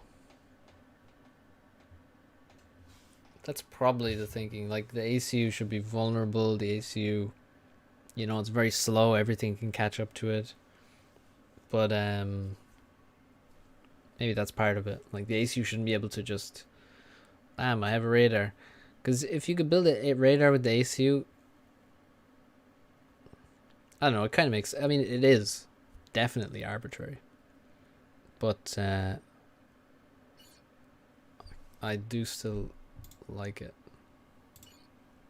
Ultimately, it's all arbitrary.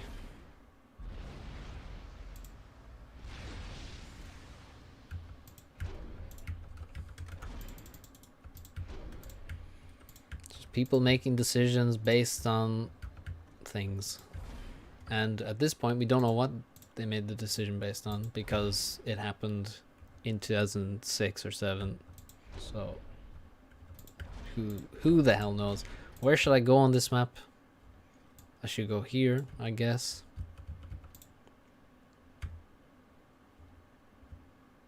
Oh, this is ugly.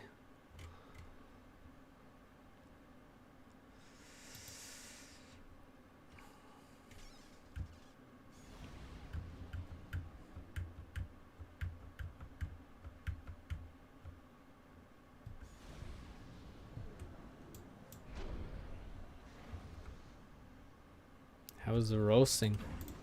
What roasting?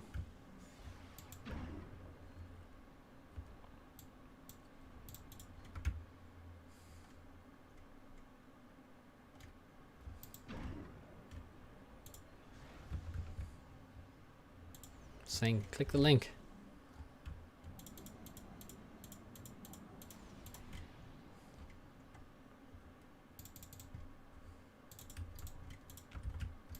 That's all I can say. Click the link. And the pinned comment.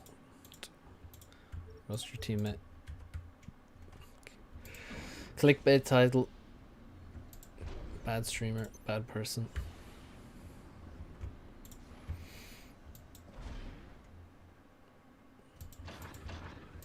What link? The pinned comment contains a link.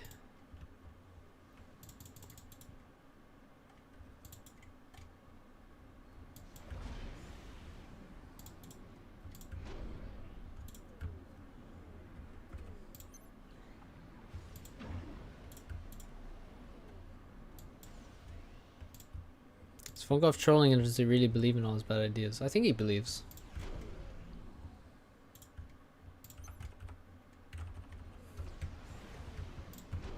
I should make a transport on this map.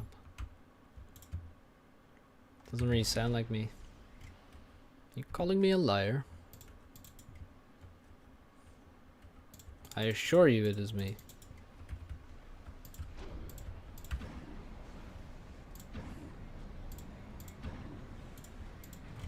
No, I know you're not calling me a liar. I think I know.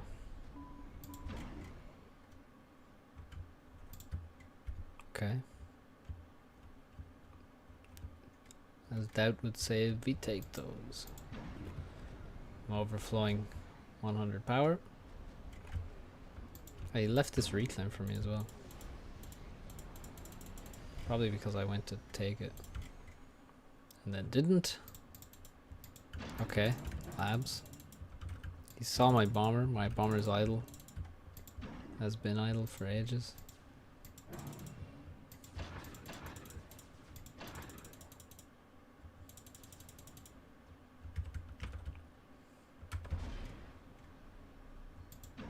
How do I have 0 of anything? It's quite sad.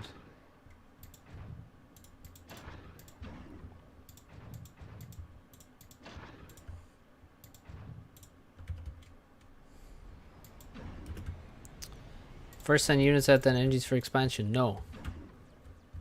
Expand immediately. That's how it goes generally. Oh my god. I'm gonna get abused in air.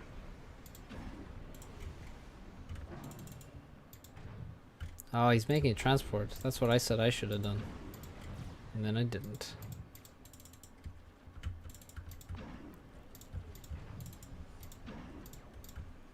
Fuck off.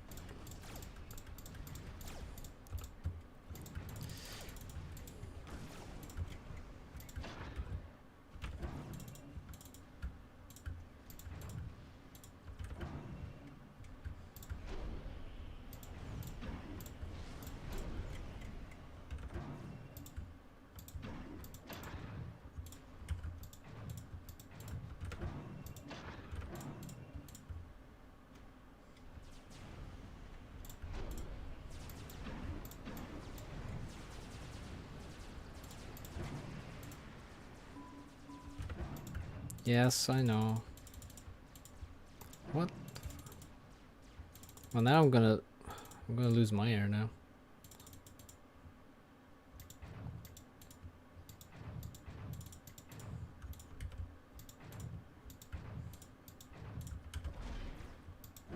Oh, he saw my transport.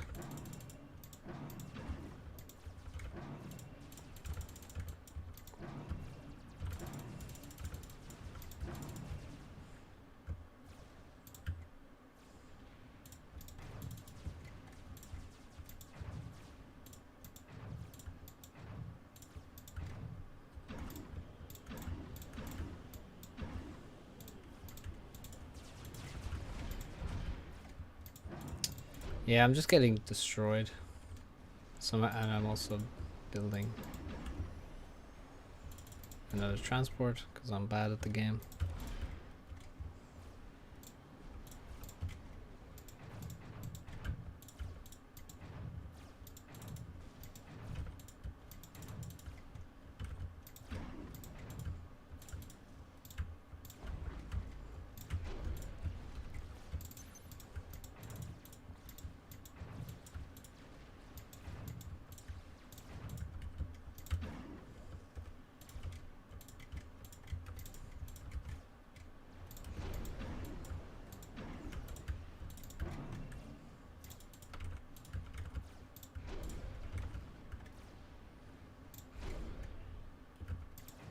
Oh, this is terrible.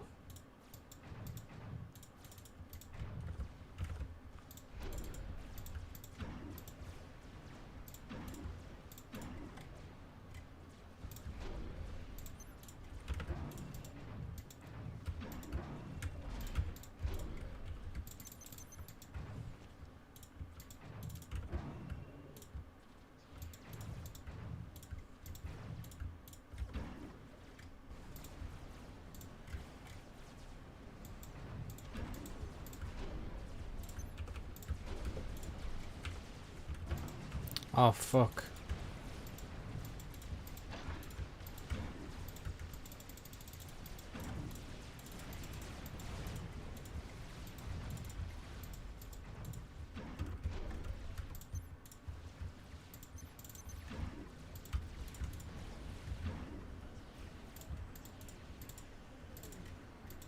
Yeah, we're playing really bad.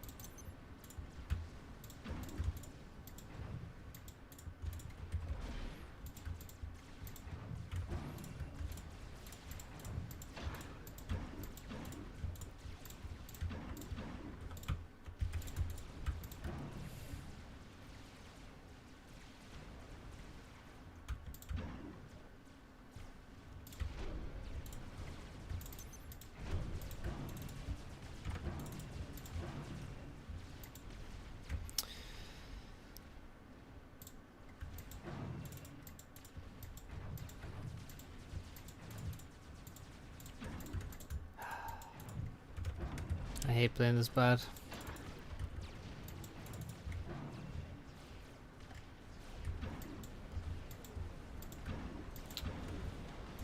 Just fucking. Just getting crushed. Because I'm not good at the game. His ACU is there. I suppose I shouldn't be that surprised.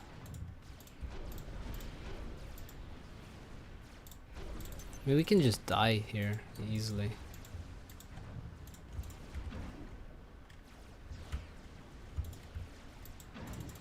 Commander under attack.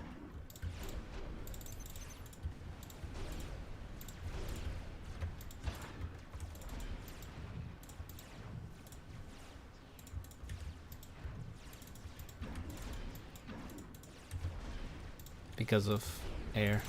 Commander under attack. I mean, we will die if we continue like this.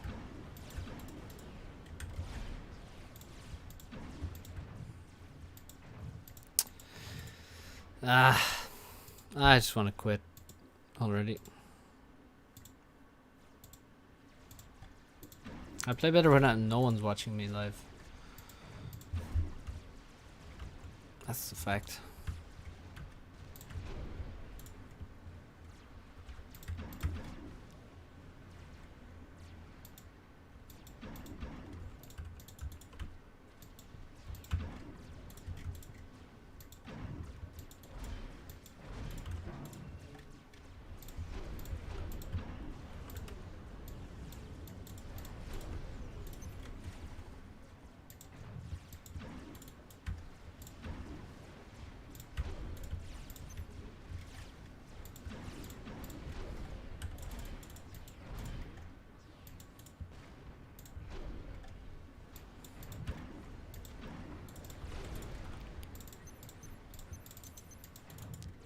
Like, Farms has so much map control now. And we still don't have a radar. Fuck me. He will have T2 air, I guess. If he doesn't, I'd be surprised.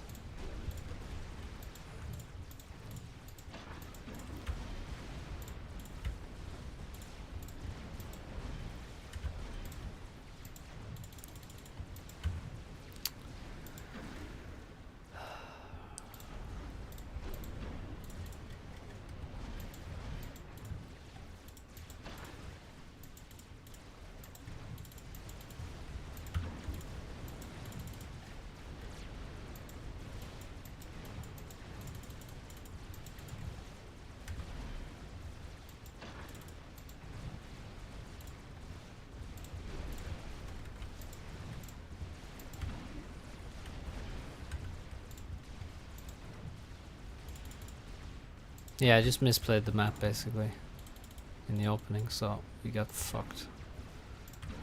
Because Farms played intelligently. Played how the map should be played, which is massive focus on air at the beginning. At least at the beginning.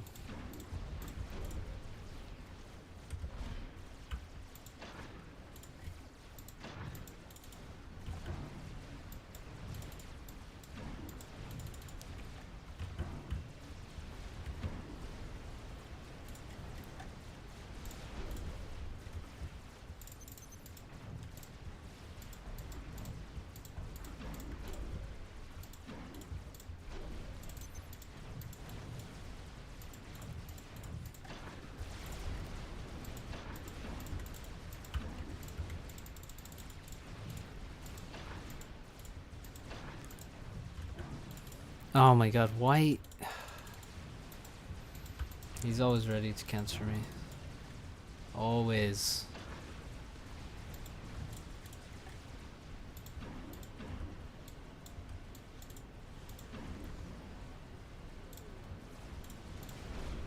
Shouldn't be surprising.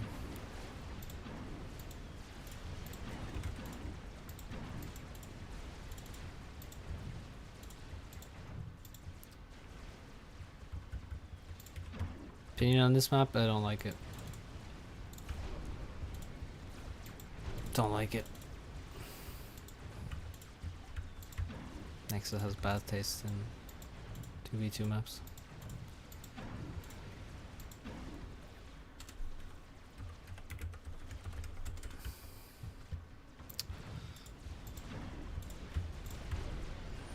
Can't play these kind of apps without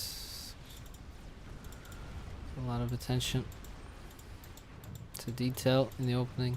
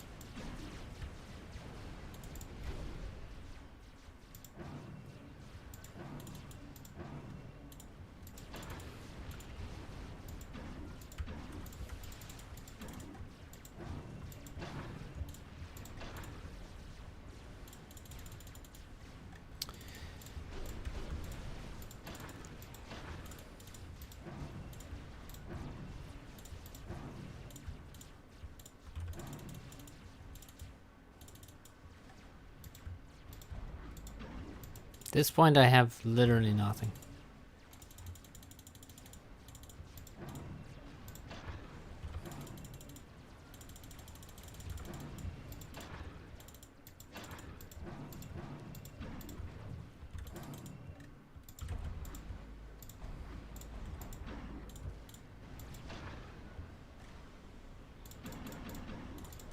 Transport is full.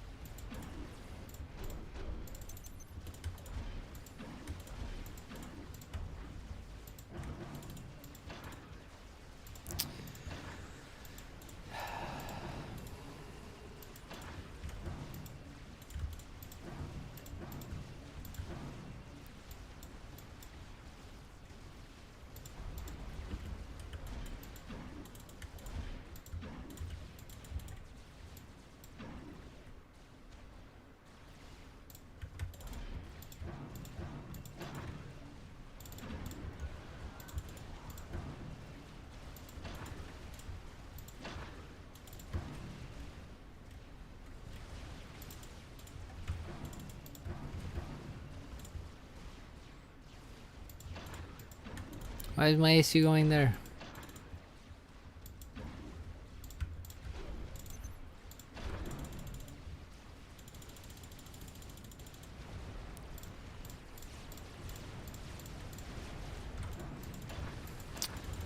Fuck's sake.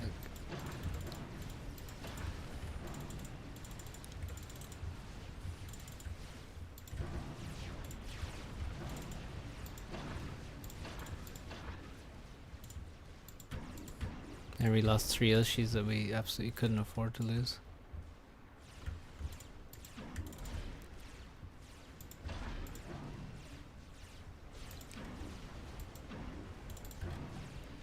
Commander under attack.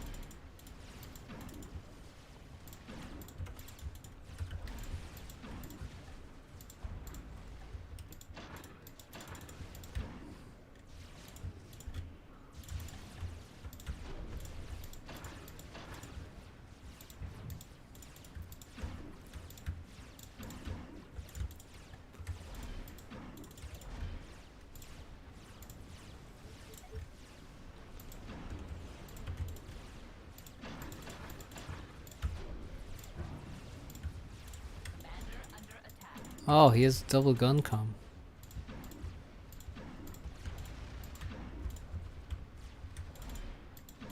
We're, we're gonna die now.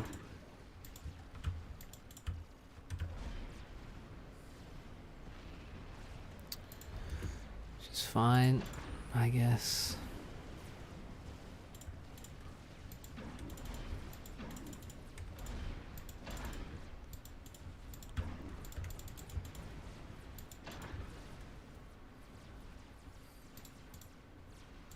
Okay, I'll give you all my E. Take my energy.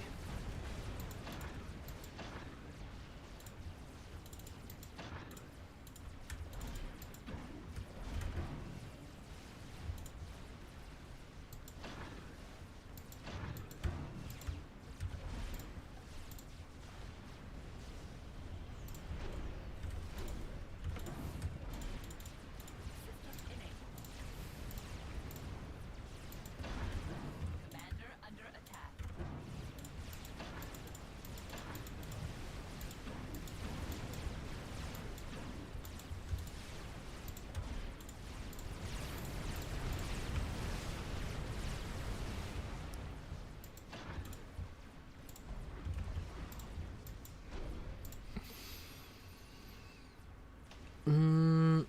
Check out the link in the pinned comment to hear me. Have I played better? No. No, we played really poorly in the opening. There's not much to do once you. I mean, if you, yeah, we just like you can't give away both these bases and like just played like ass really. Fucking hate playing like ass with a passion.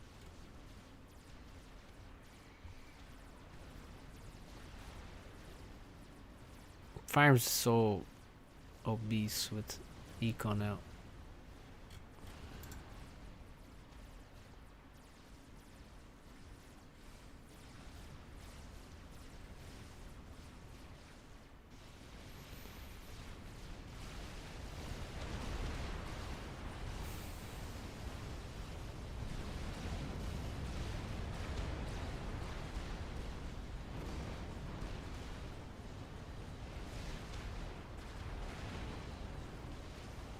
These Vipers are brutal. I'm the 2100. I'm not... global rating. Well, Yudi's dead anyway. That's for sure. Playing against the best players in the game. Yeah, but I'm supposed to be one of those.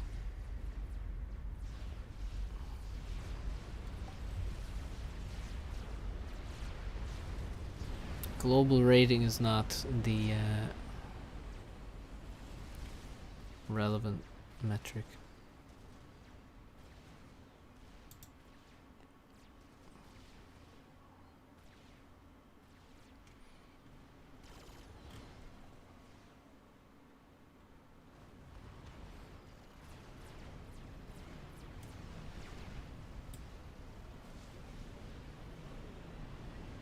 Well, whatever about slots, I know how poorly I played in the opening.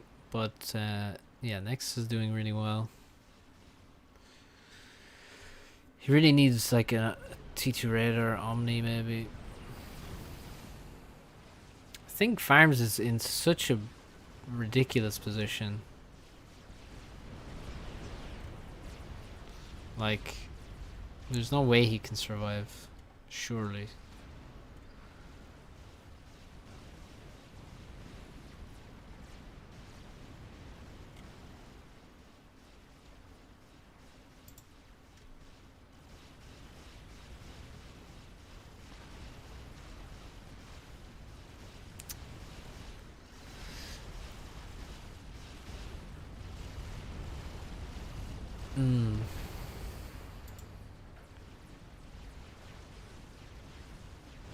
Oh man, this is actually scary. Look at this army. There's only one PD. 6 Titans, 1 PD. Oh no.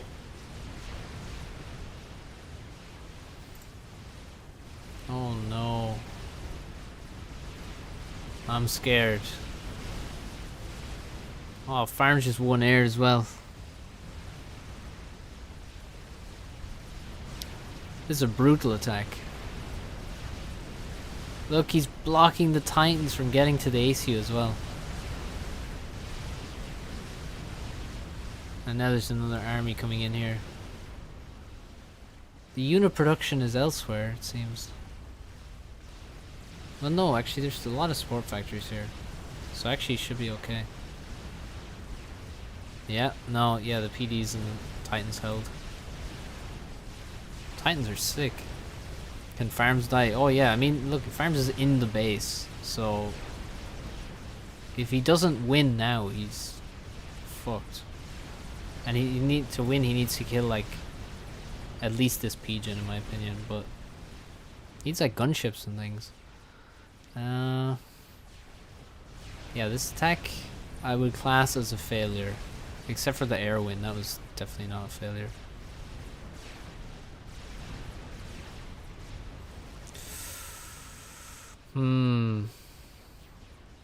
This is a 1v1 and Yudi's dead already.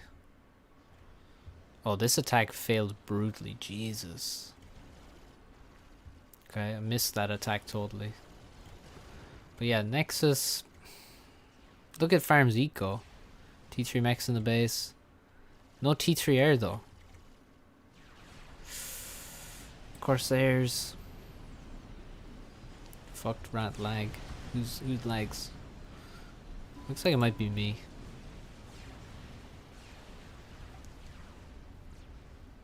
But yeah, I know there's a couple T3 Mexes there.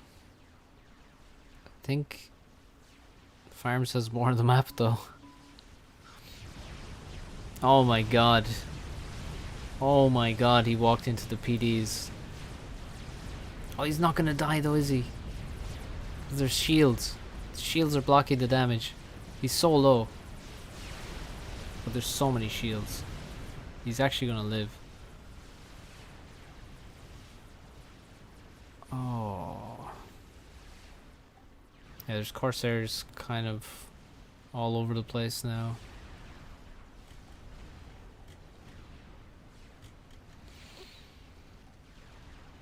Omni would be amazing. I don't know if Nexus can afford it though. He probably needs both those pigeons right now.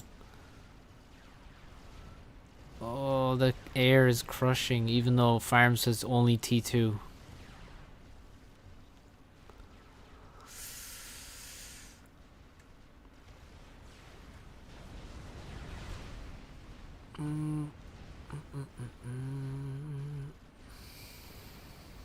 Look at the amount of Swifties he has.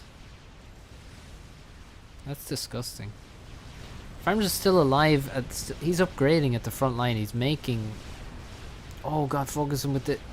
Yes! With the Percies.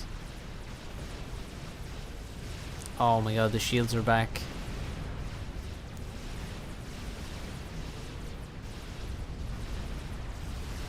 He cancelled the upgrade, I think. Or did he? Did he actually finish shield there? Is that why he's still alive? That's surely the only reason he could be still alive. Oh, he just overcharged 3 Titans. There's still a Percy left, but I don't know how long for. Oh my god. This is stressful. Oh, and there's loads of Corsairs over Nexus, who is walking around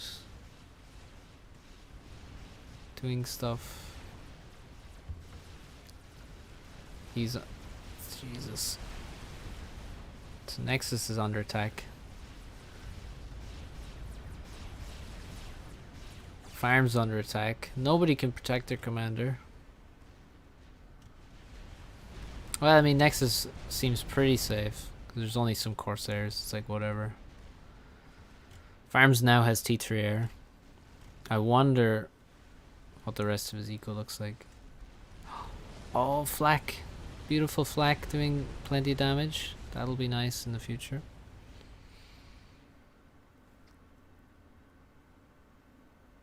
Hudi told me to control K. And he did. Oh my god, he actually controlled K.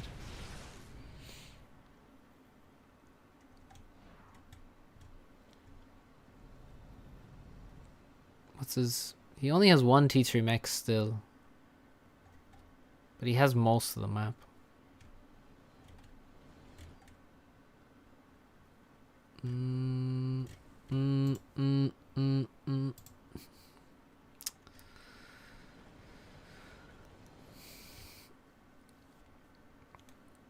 If you look at what Farms has...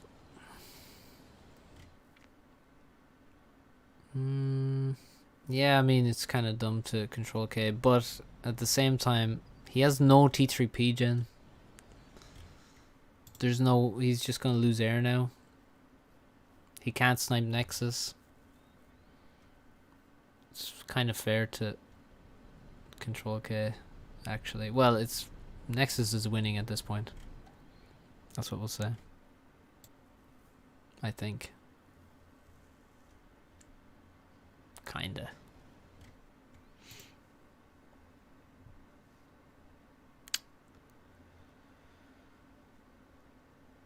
Oh, bit of lag on the stream.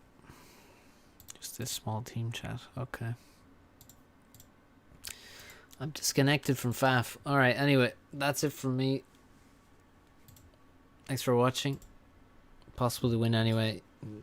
I kind of agree.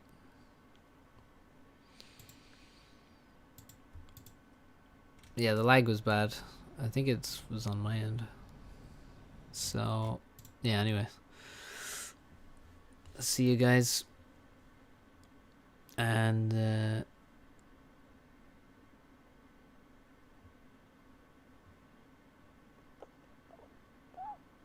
yeah, check out the link in the pinned comment.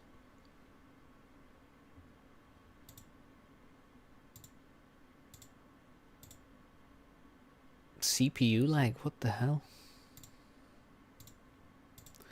Anyway, see you guys.